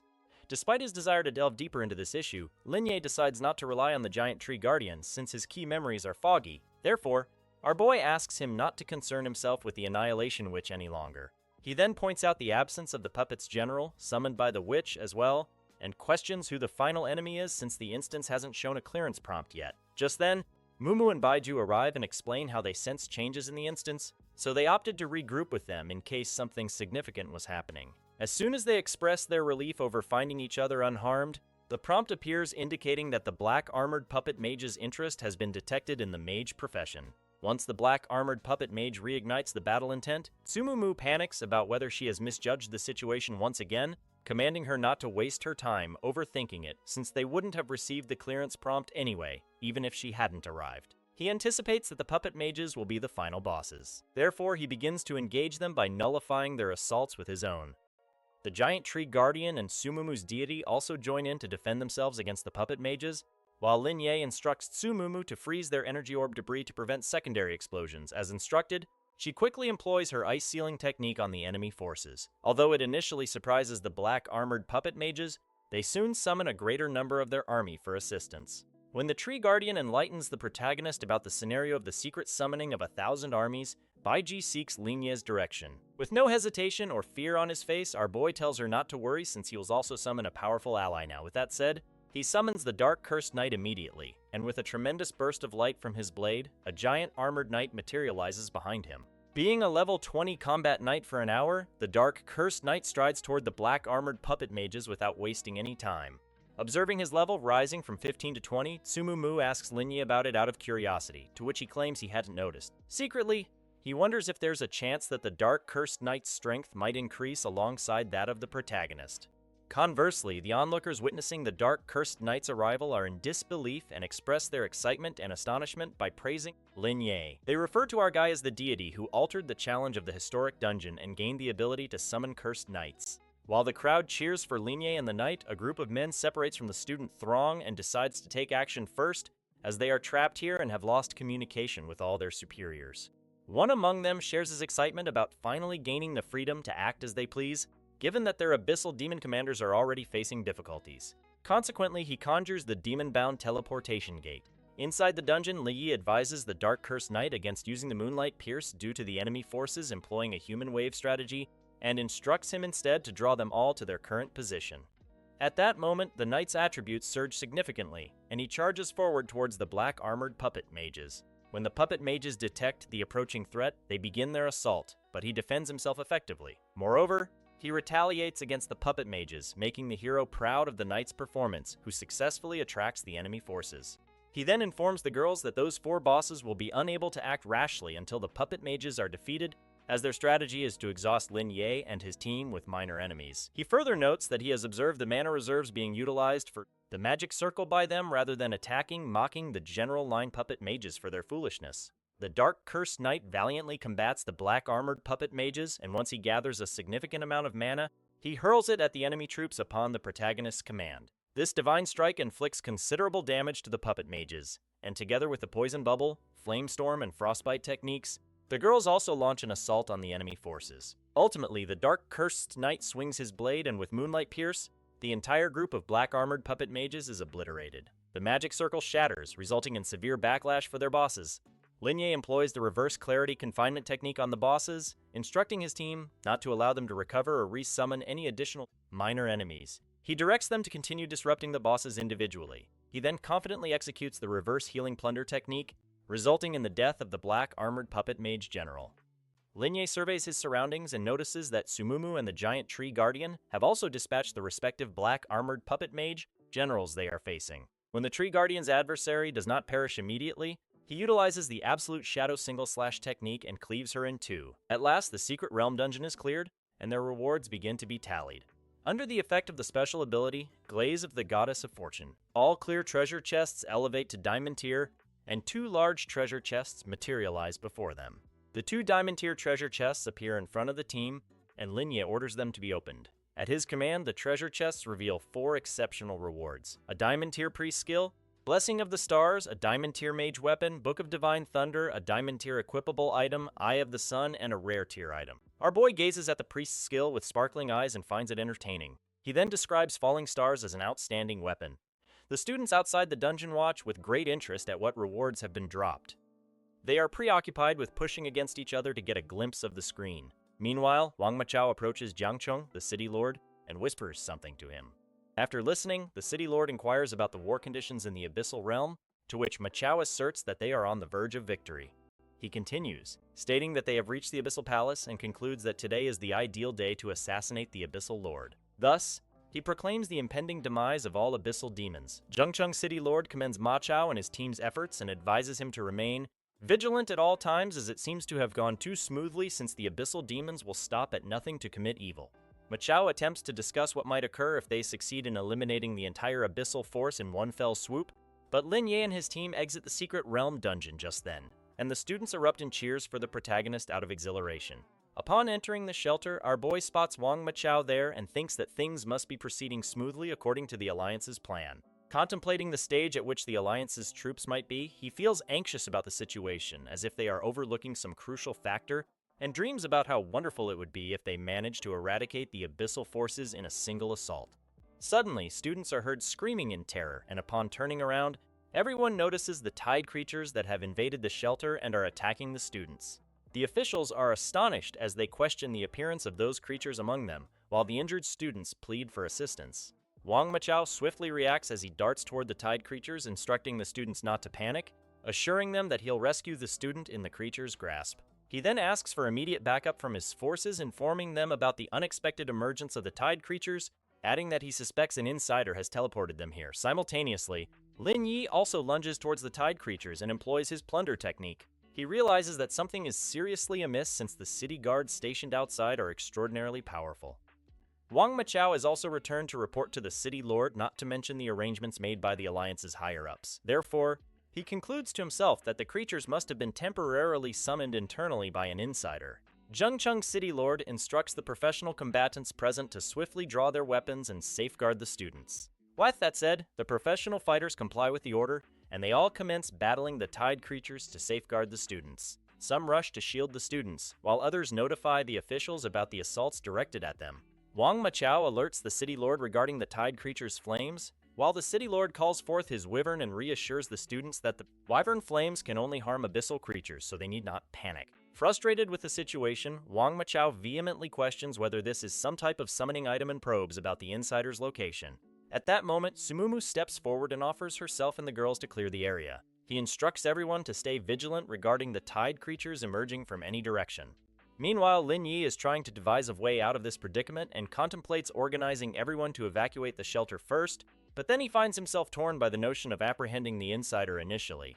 The insider must still be hidden inside, and this location is within the inner city, unlike the main venue. Security outside is stringent, making escape impossible. Simultaneously, he realizes that the tide will continue if they fail to capture the insider first. Abruptly, 2 men burst into the shelter and announce that the tide creatures have emerged on the ground within the inner city alongside the shelter, estimating the abyssal creature levels to be between 30 to 40. This results in all encirclement teams being mobilized, and all professional fighters are called for emergency combat. Lin Ye, the City Lord, and Wang Machao are all engrossed in battling the Tide creatures. Out of fatigue, the City Lord asks Machao why support from the inner city has yet to arrive and where the professional fighters around the shelter are. Just then, an injured professional fighter enters the shelter and informs them that the inner shelter has been surrounded by several demon tide teleportation gates. Moreover, the bound creatures on the streets have also proven to be exceptionally unruly, indicating that the monsters from these gates are not of low level, and the guard team is undermanned, thus unable to provide assistance inside the shelter. Given the circumstances, the protagonist recognizes that if this situation continues, the outer tide and the inner city tide will trap them and corner them until they are utterly annihilated. Meanwhile, Sumumu and Baiji observe that Mumu's attacks are particularly effective against the creatures, leading them to conclude that these monsters possess low magic resistance. Mumu then turns to our hero and inquires about his mana consumption, to which he reassures her that he's fine and suggests she manage her mana usage by allowing Xiaomu Mu to handle more of those bound creatures. As he continues to combat the abyssal creatures, the protagonist can't help but ponder how they will require a substantial amount of recovery items if the bound creatures persistently keep coming. This is because his team, the officials, and many professional fighters and observers from the prestigious schools are present for the excitement. He then addresses the City Lord and shares his assessment that these monsters are roughly between level 10 to 20, suggesting that the higher level gates must have spawned elsewhere. Additionally, the creatures they are battling exhibit low magic resistance and high physical defense with a disparity of at least 100%. When he proposes that all the student mages assist from a distance, the City Lord commands them to do so. Consequently, they bravely agree to contribute. Lin Yi then activates his newly acquired skill, Blessing of the Stars and Punishment of the Falling Stars, resulting in a reduction of the bound creature's health. This action boosts the morale among the student mages, and they assist each other in restoring mana and health. However, the protagonist is concerned that the mana recovery skills and items may not suffice to sustain them until reinforcements arrive. He contemplates the dire possibility of them all perishing after reaching their human limit. Therefore, he questions the City Lord regarding the quantity of supplies stored within the shelter's reserves. He replies that the shelter was recently activated temporarily based on the principle of not wasting or letting items expire. Supplies need to be coordinated with the guard team for transport. This revelation makes him realize the severity of the situation, as most of the elite professional fighters have gone to engage in the encirclement of the abyssal forces, resulting in a manpower shortage in both the outer and inner city. Suddenly, a realization strikes him, prompting him to exclaim that they have been deceived. When he further asserts that it's a diversionary tactic to draw the tiger out of the mountains, he feels a hand approaching him from behind, urging him to calm down. In a fit of anger, our hero slaps the hand away, instructing the person not to disturb him at this critical moment. To his astonishment, it is Shang Guanyin, whose presence there completely surprises him. When asked, Shang Guanyin clarifies that the complete plan does not involve him luring the white clown, but rather it was a substitute found by the Alliance. He then discloses that he has been observing Lin Yi's impressive performance. Thus, he proposes that they collaborate by breaking through and fighting their way through the tide monsters to locate the source. After pondering it, our hero asks about the time it will take and the potential delays that could lead to casualties. To clear up our hero's uncertainties, Shen Guanyan demonstrates his talent by connecting their souls.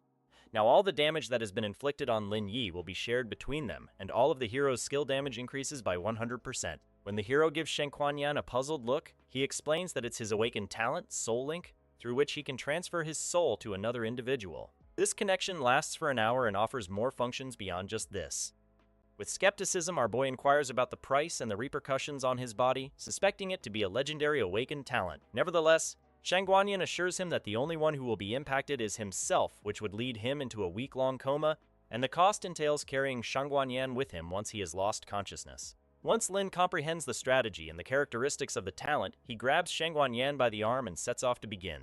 They encounter a cockroach man monster, and Shangguan advises him to avoid letting its mucus splatter on them. Following that command, Lin Yi swings his sword and cleaves the cockroach man in two using his abilities. Shangguan Yan leads Lin Yi further in, directing him straight towards the concealed insider. Lin Yi quickly realizes that the Lingyan sect master is already aware of the insider's identity. When asked, the sect leader calmly confesses the truth without hesitation. He clarifies that hidden surveillance has consistently been present throughout this area. The insiders deliberately concealed the summoning scroll within the monitoring room. This tactic is both unwise and shrewd since monitors observe the monitoring room itself. Outside Zhang City, countless abyssal monsters wander freely through the desolate streets. Huang Xiaofeng struggles intensely while battling the relentless wave of monsters. He curses loudly, recalling how these filthy beings dared to capture and humiliate him. He resents how they squandered his time and forced him into such humiliation. After crushing another creature, he turns and snaps at Black Fist's follower. He commands the shadow to cease following him immediately. Black Fist responds calmly, stating he can no longer accompany Xiaofeng. He asserts that Xiaofeng must proceed alone as he has pressing matters elsewhere. Black Fist points to the peculiar mark forming on Xiaofeng's forearm. He explains that tied creatures will no longer assault him because of it. However, professional fighters will mistake him for a corrupted individual. Black Fist advises him to surrender immediately or conceal himself until the demonic tide subsides. Afterward, Xiaofeng should clearly explain the abyssal mark to the authorities. Finding the advice absurd, Xiaofeng insults Black Fist and demands a better strategy. Black Fist refuses, claiming he has more significant matters to address. At that moment, Fox and Smoke Demon arrive, relieved to finally track down Black Fist. They confront him angrily, accusing him of betraying the Abyss. Black Fist admits he was always an undercover agent named Smoker. He urges them to retreat while there is still time. Smoke Demon erupts in rage and swings his arm to attack Black Fist, asserting that his intentions were right, but depending on the Abyss is wrong. Smoke Demon responds by delivering a powerful punch to Black Fist's face. Meanwhile, Fox approaches Huang Xiaofeng and greets him derisively. Already annoyed, Xiaofeng insults her by calling her a rat. Furious, Fox slams him against a nearby wall with overwhelming force. She mocks his feebleness when he fails to break free. Xiaofeng seizes an opportunity and swings his elbow toward her head. Fox swiftly catches his arm and slams it against the wall. Xiaofeng's face and arm are pinned as Fox tightens her grip on his neck. She viciously insults him, calling him a worthless, corrupted being. Xiaofeng retaliates verbally, brutally attacking her appearance and self-esteem. His words deeply wound Fox's pride, stripping away her restraint entirely. She conjures ropes of power, mercilessly strangling his body and neck. Xiaofeng realizes she genuinely intends to kill him this time. Smoke Demon sends a mental reminder, urging her to recall their mission. Fox articulates that Xiaofeng's corruption ability exceeds even Lord Megao's. She asserts he is a 10,000 king-level corruption talent. Their strategy is to capture him alive and brainwash him into a weapon. She ridicules Smoke Demon while summoning him to assist in restraining Xiaofeng. After Smoke Demon consents, Fox carelessly tosses Xiaofeng aside. Suddenly, Black Fist appears and slams Fox across the street. Her attributes plummet as she sustains serious internal injuries. Smoke Demon panics, unable to comprehend how Black Fist dominates both. Enraged, Fox and Smoke Demon charge at them together with all their might. Black Fist remains composed, proclaiming their transformations utterly ineffective. He taunts Fox, claiming she is actually empowering him instead. As they approach, tremendous energy erupts violently from Black Fist's body. The shockwave hurls them away as disbelief fills their faces. Black Fist's awakening talent ignites as abyssal sound crossing activates with multiple potent benefits. Many of these advantages specifically target abyssal beings possessing demonic traits. The corrupted dragon emits a piercing shriek as flames sear her scaled body. Black Fist restrains himself, telling her he wished to offer one final opportunity. For the sake of their past friendship, he hoped she would reconsider. However, her obstinacy and misguided beliefs leave him no choice now. With determination, Black Fist strikes directly at Fox's heart. Mid-punch, Fox forcefully shifts back into her human form. She crashes heavily to the ground as Black Fist quietly bids her farewell. He advises her to choose humanity in her next life. He raises her again and unleashes a meteor uppercut with overwhelming force. Her dragon form disintegrates as the strike lands decisively. Black Fist follows with a grand slam, smashing her broken body into the ground. She lies motionless, blood splattered everywhere as the system evaluates her state. The system confirms her death and congratulates Black Fist for eliminating the corrupted one. Black Fist gazes silently at his fallen friend. Emotions tighten within him. A sudden loud noise disrupts the moment as he sees Smoker fleeing. He internally apologizes to Fox, believing survival always leaves hope behind. Without hesitation, he sprints forward, pursuing Smoker relentlessly. He warns Smoker that there is no escape left for him. Smoker shifts into his beast form, accusing Black Fist of excessive cruelty. He charges forward with a desperate punch aimed directly at Black Fist. Black Fist remains unyielding, countering with Vajra Palm as a patriarch technique. He immediately follows with Force Displacement and Light Our Hat Fist. The combined force sends Smoker hurtling violently across the battlefield. Black Fist concludes with an uppercut as the system announces Smoker's death. Black Fist turns toward Xiaofeng, who lies unconscious. Unaware of the battle, he deduces that Xiaofeng's mental state is severely unstable. He lifts Xiaofeng, deciding to place him somewhere safe temporarily. Suddenly, his superior orders him to halt immediately. The boss inquires Black Fist about his current location.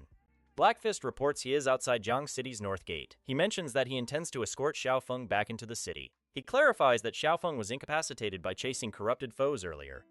Without delay, he announces that Fox and Smoker have been taken out. The chief tells Black Fist that the strategy has now shifted completely. He instructs him to bring Xiaofeng directly to him instead. Blackfist responds in bewilderment, questioning whether Xiaofeng is joining their ranks. He argues that Xiaofeng lacked training and would perish as an undercover operative. The chief discloses startling information regarding Xiaofeng's corruption ability. Reports indicate that his potential greatly surpasses the abyssal demon Migo's judgment. His ability could exceed that of a corrupted lord, reaching king-level corruption. This revelation profoundly astonishes Blackfist as the chief continues to elaborate. The chief asserts that Xiaofeng could obtain significant power within the abyssal domain, yet Xiaofeng's unique will enables him to reject total corruption. This paradox provides him the capability to destroy entities beyond abyssal kings. He could even approach the abyss's emperor. Such a corrupted individual has never existed in their history. The chief adds that he confirmed this decision with Xiaofeng's father.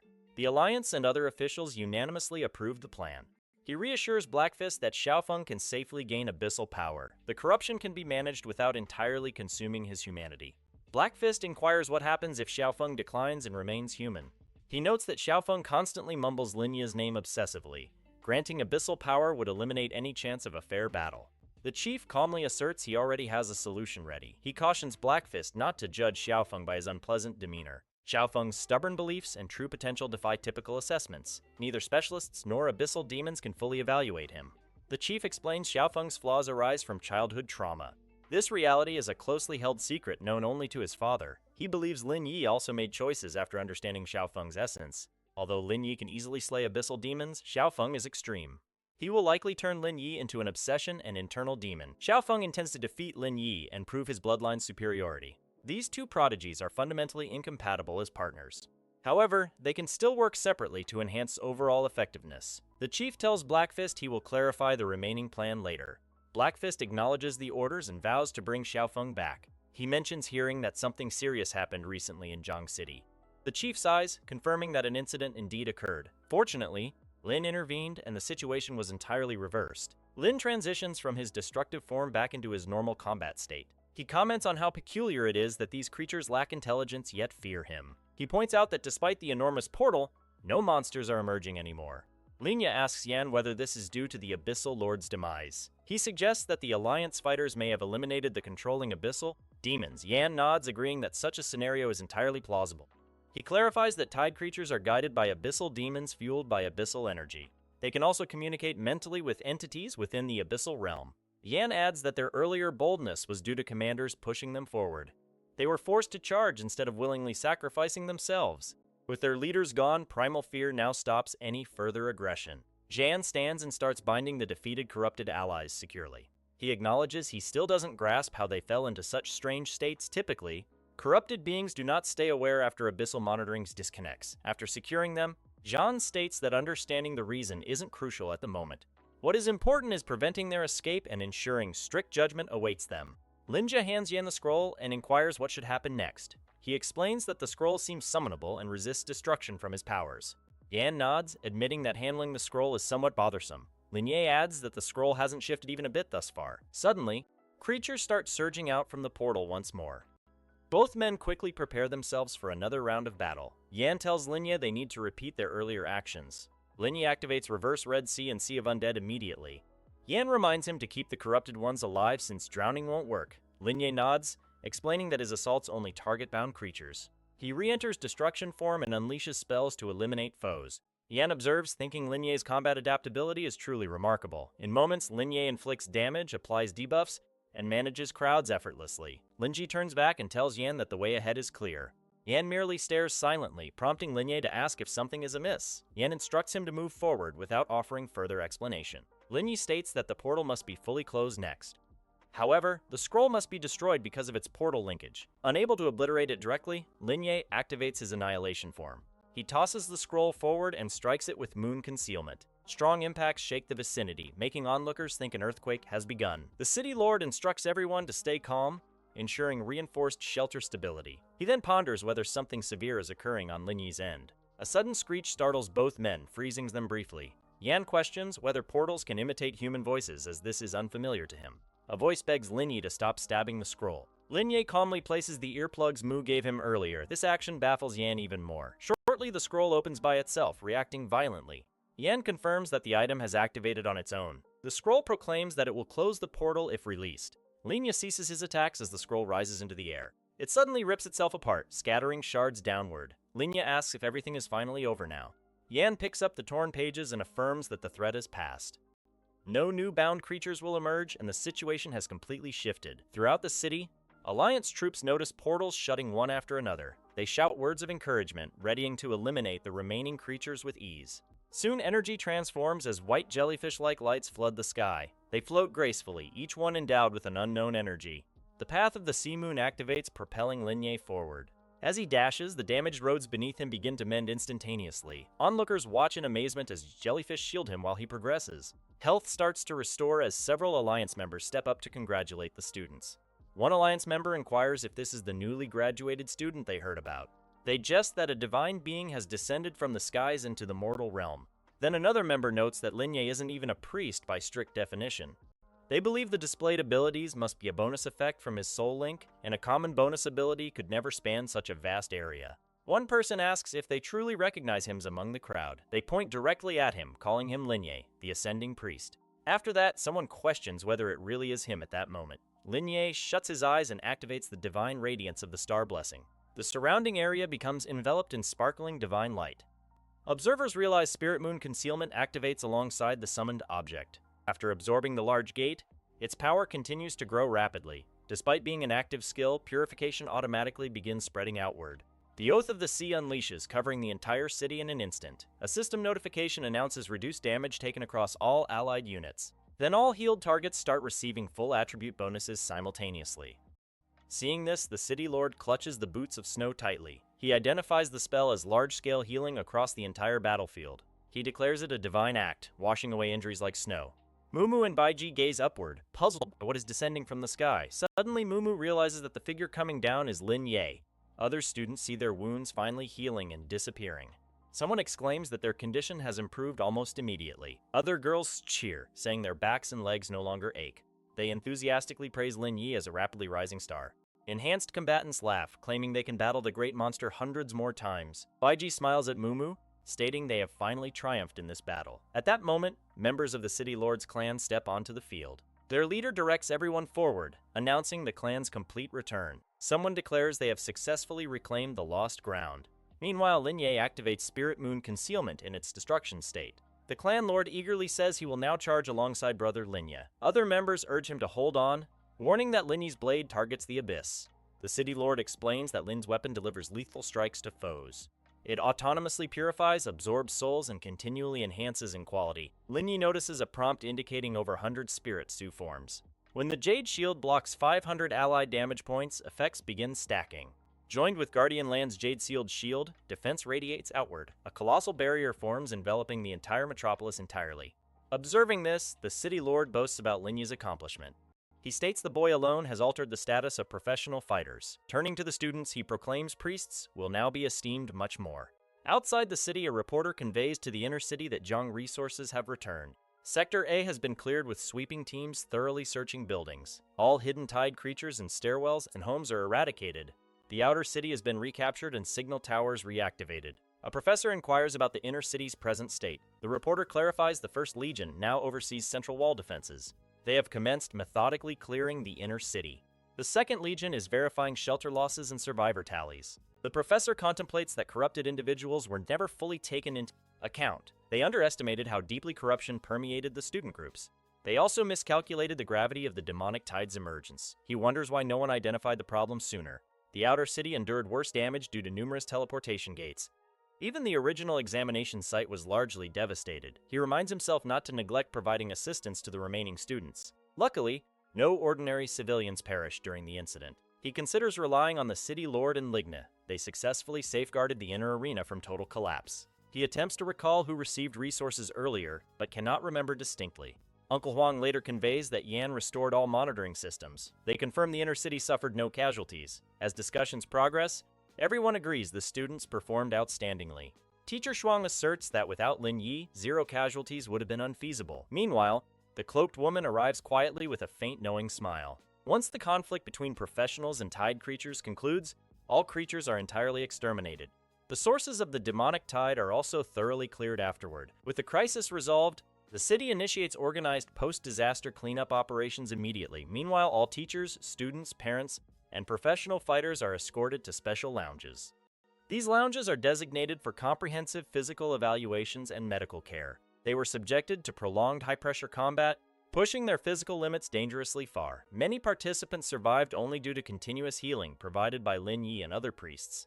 After evaluation conclude, the outcomes are fortunate, showing no serious injuries or lasting effects. Everyone also receives complimentary high-level recuperation services arranged by the Alliance. However, Shangguanyin is the most severely impacted among all participants. The Soul Link's backlash plunges him into a coma immediately following the battle. Consequently, his people transport him directly back to the spiritual rhyme sect. Once the insider is identified, Alliance supervisors take custody of him without delay.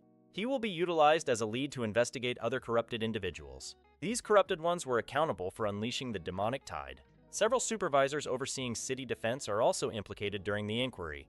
They are released and scrutinized for failing their responsibilities and leaving shelters vulnerable. Their negligence directly leads to the fatalities of tens of thousands. Even with everything resolved, Linya senses a significant unresolved concern persists. Per the principal's communication, the Alliance was already aware of the insider's scheme. They had even set up countermeasures beforehand. Consequently, intercity defenses and inspection sites should have been well protected. Nevertheless, reality contradicts these alleged preparations completely. Lin Ye remembers inquiring Shangguanyan about assaulting the Abyss previously. Shangguanyan brought up something ambiguous regarding a planning document. Even though Shangguanyan was instructed to strike the Abyss, he never made it there. Instead, he hurried to the central control room upon noticing irregularities. As he explains this, Lin Ye examines his eyes reflectively. He wonders if Shangguanyan's abilities result in diminished intelligence as an unintended consequence. Abruptly, Shangguanyan recalls their assurance in swiftly neutralizing abyssal forces. Due to this confidence, all primary city troops were reassigned outward. Despite hearing this rationale, Lin Ye remains skeptical. He notes that everyone appears to have overlooked their collective deployment recollections. Even if errors were made, it wouldn't make sense to transfer all primary forces. Doing so virtually gives the insider a chance to open demonic gateways. After resolving the card incident, elite encirclement squads ought to have returned. They should have safeguarded students and bolstered inner city security. Instead, they were abruptly commanded to assault the abyssal realm. Surprisingly, everyone complied without dissent or prompts. Shangguanyan concedes they entirely forgot the initial orders and deployment strategy. This realization profoundly disturbs him, as it contradicts logic. If someone truly tampered with their memories, their power would be terrifying. Such an ability could effortlessly annihilate both the city and abyssal forces. When Shangguanyan questions the intent, Lin Ye presents an alternate viewpoint. He proposes the manipulator might not be as omnipotent as presumed. Elsewhere, the city lord distinctly remembers their original defense deployment strategy. They plan to allocate multiple guard teams for comprehensive coverage. The strategy also considered abyssal corruption among ordinary citizens. Chairman Huang affirms these details and provides additional insights. Numerous corrupted individuals have varied backgrounds yet possess limited strength. Most have not even acquired abyssal abilities yet. They lack powers, remain inactive, and easily assimilate among civilians. Moreover, they only sustain one-way communication with abyssal demons. This complicates identifying them and collecting evidence significantly. The city lord recalls formulating countermeasures against these unstable, corrupted individuals. Since no one adhered to the plan, Chairman Huang posits a dark possibility. A high-level corrupted individual could have erased everyone's memories. However, he finds it hard to accept such an extreme scenario. If such an insider existed, why allow the situation to unfold so easily? Why not alert the abyssal forces sooner or retreat strategically? Instead, the insider watched as their master perished without intervening. This realization abruptly ignited something in the city lord's thoughts. He ponders if internal strife exists within the abyssal forces themselves. Perhaps their actual target has been the abyssal king from the beginning. A multitude of unsettling scenarios inundate his mind quickly. He instructs Chairman Huang to reach out to combat alliances in other cities without delay. These covert forces may prove even more perilous than abyssal demons. They evidently conceal more profound conspiracies and undisclosed objectives. He also commands a comprehensive reassessment of all personnel involved. They must uncover memory-altering techniques, objects, and dubious individuals. Meanwhile, the hooded man and woman deliberate on whether their actions have been revealed. The man argues that discovery is irrelevant since they operated quite transparently. He adds that they have already acquired Lin's complete combat data. He concedes that Lin Yi's skill and power are truly remarkable. Defeating the Dark Cursed Knight unscathed demonstrates exceptional ability. Gaining the Gatekeeper's acknowledgement further reinforces his worth. Hearing this commendation, the woman queries if he has developed a liking for that human child. She cautions him about potential abyssal assassination attempts aimed at Lin. The man dismisses her worry calmly and self-assuredly. He clarifies that their luring the tiger out of the mountain strategy poses no danger. Lin Yi was merely a means to gauge his actual strength. The man and the woman converse appreciatively about Lin Yi while monitoring the current situation. Suddenly, their winged eye glows with red light, indicating that the protagonist team has arrived. This signal enables them to access and view the entire dungeon footage. They start reviewing the footage together, concentrating closely on the hero's combat performance. After scrutinizing Lin Yi, the woman acknowledges he possesses truly exceptional and distinct strength.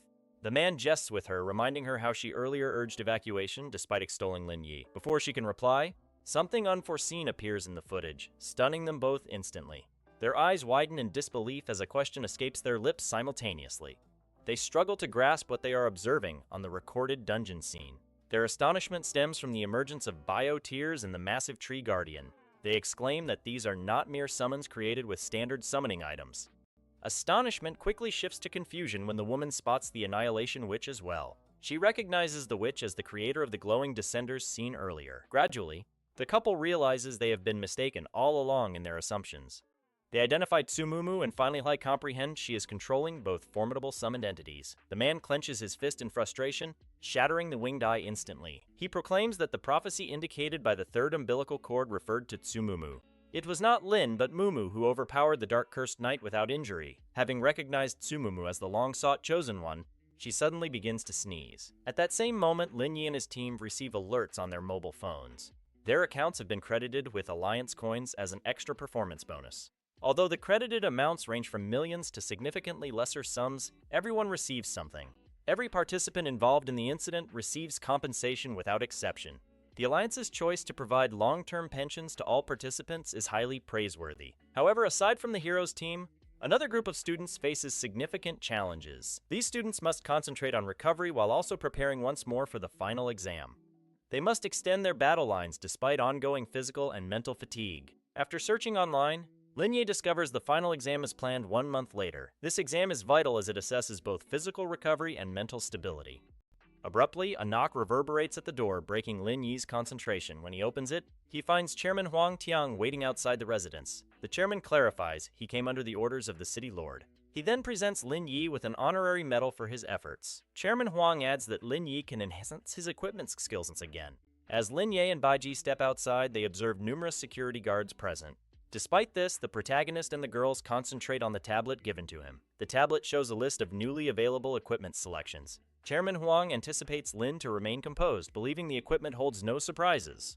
However, Lin Yi states he actually wishes to replace his boots and belt. He mentions that boosting his recovery effect has become unnecessary at this point. Moreover, the magic resistance only defends against standard attacks from magic-based classes.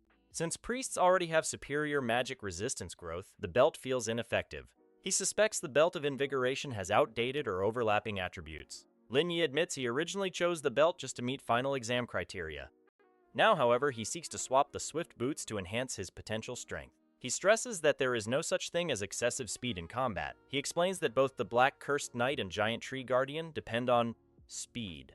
Their dominance arises from extremely high attack speed consistently overwhelming opponents. Without such speed, even dungeon bosses would struggle to maintain invincibility. Lin Yi continues explaining that their combat power would decline by 50% otherwise. After discussing at length, Lin Yi finally pauses and reveals his ultimate decision. He selects the Flame Boots along with a Healing Wave skill book. Sumumu instantly questions his choice, labeling Healing Wave an average platinum tier skill. To justify his choice, Lin Yi taps the screen and shows the skill's attributes. The skill heals 500 health while inflicting 800 damage on an enemy. He clarifies that after activating his talent, the skill's damage escalates considerably. It exceeds healing spells and holy light in single target damage output. The only requirement is the presence of at least 2 enemy targets. With everything finalized, Chairman Huang mentions needing to locate Shangguanyan next. He notes that Shangguanyan will certainly demand resources for the spiritual rhyme sect. Before departing, Lin Yi inquires if Huang Xiaofeng genuinely has no problems. Chairman Huang responds that his son has his own talent and mission.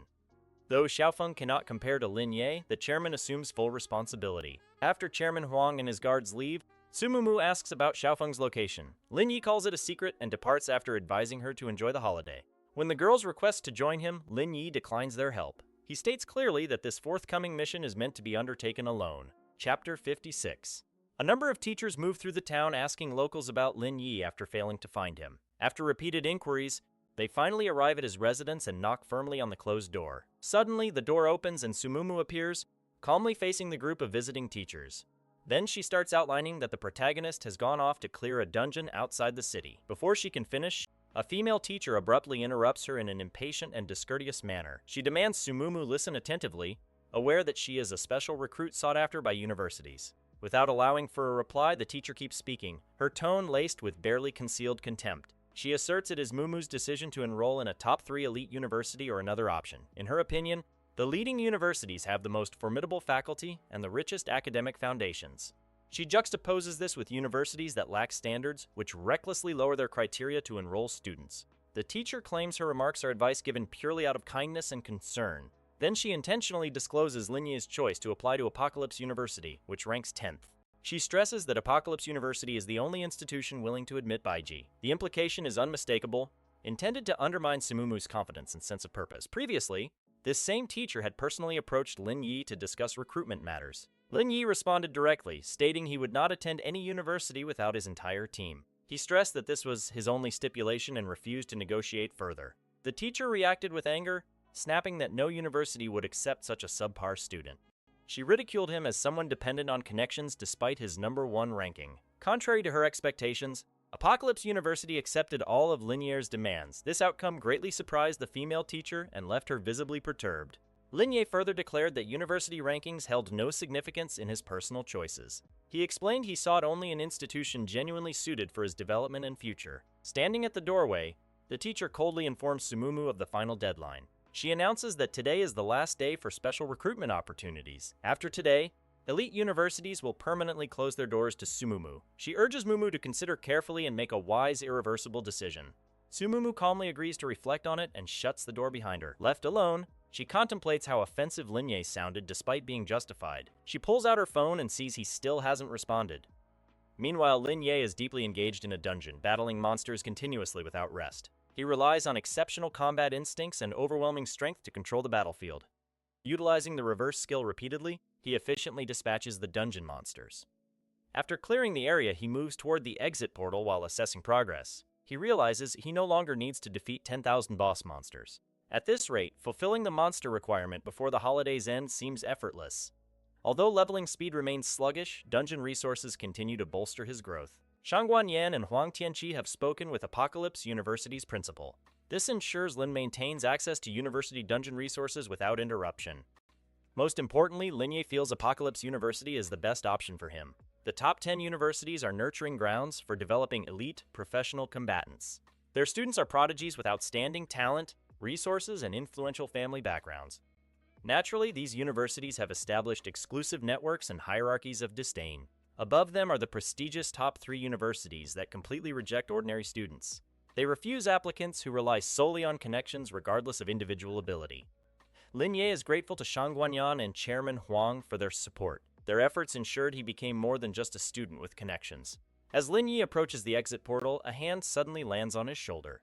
A recognizable voice calls his name, stopping him mid-step. Turning around, he finds Tsumumu and Baiju standing behind him. They came specifically to check on his status and dungeon progress. Linye clarifies that dungeons house between 200 to 500 minor creatures. He assures them that fulfilling the requirement before the holidays' conclusion is entirely achievable. He then informs them that all 3 have been accepted into Apocalypse University. They will remain a permanent squad and continue tackling dungeons together. Sumumu suggests Linye take a proper rest from continual dungeon grinding. He has remained inside dungeons too long, even though he has completed tasks efficiently. The graduation class's final examination has already concluded successfully. Moreover, the much-anticipated graduation trip is about to commence. Linye suddenly realizes he completely overlooked the graduation trip. The graduation trip is a partially recreational event organized by the Combatant Alliance. Participation is free regardless of grades, academy ranking, or career trajectory. All expenses are officially contracted and completely funded by the Alliance. In this age of demonic waves, humanity enclosed cities for survival. Although large waves have ceased, roaming monsters still exist in the wild. Small-scale demonic waves occasionally arise, threatening unprotected regions. The Alliance carries out regular patrols and cleanup operations across regions. Each city maintains outposts that continuously monitor surrounding wilderness areas. Outside city areas have transformed into semi-tourist, semi-training zones. These zones aim to enhance unity and adaptability among humans. After some thought, Linea consents to join the graduation trip. On departure day, the train platform is crowded with students and civilians. Students eagerly discuss future plans and compare their attained grades. Linyi notices several individuals present who are clearly not students. Among them is Shangguanyin, causing Linyi visible bewilderment. Linyi wonders why someone like Shangguanyin is here. Shangguanyin explains that he is still of eligible age despite his leadership role. He wants to report early to Apocalypse University and get acquainted. He then casually discloses his intention to join Linyi's permanent team. This revelation completely takes the protagonist by surprise. Meanwhile, a man concealed in the shadows quietly listens to everything.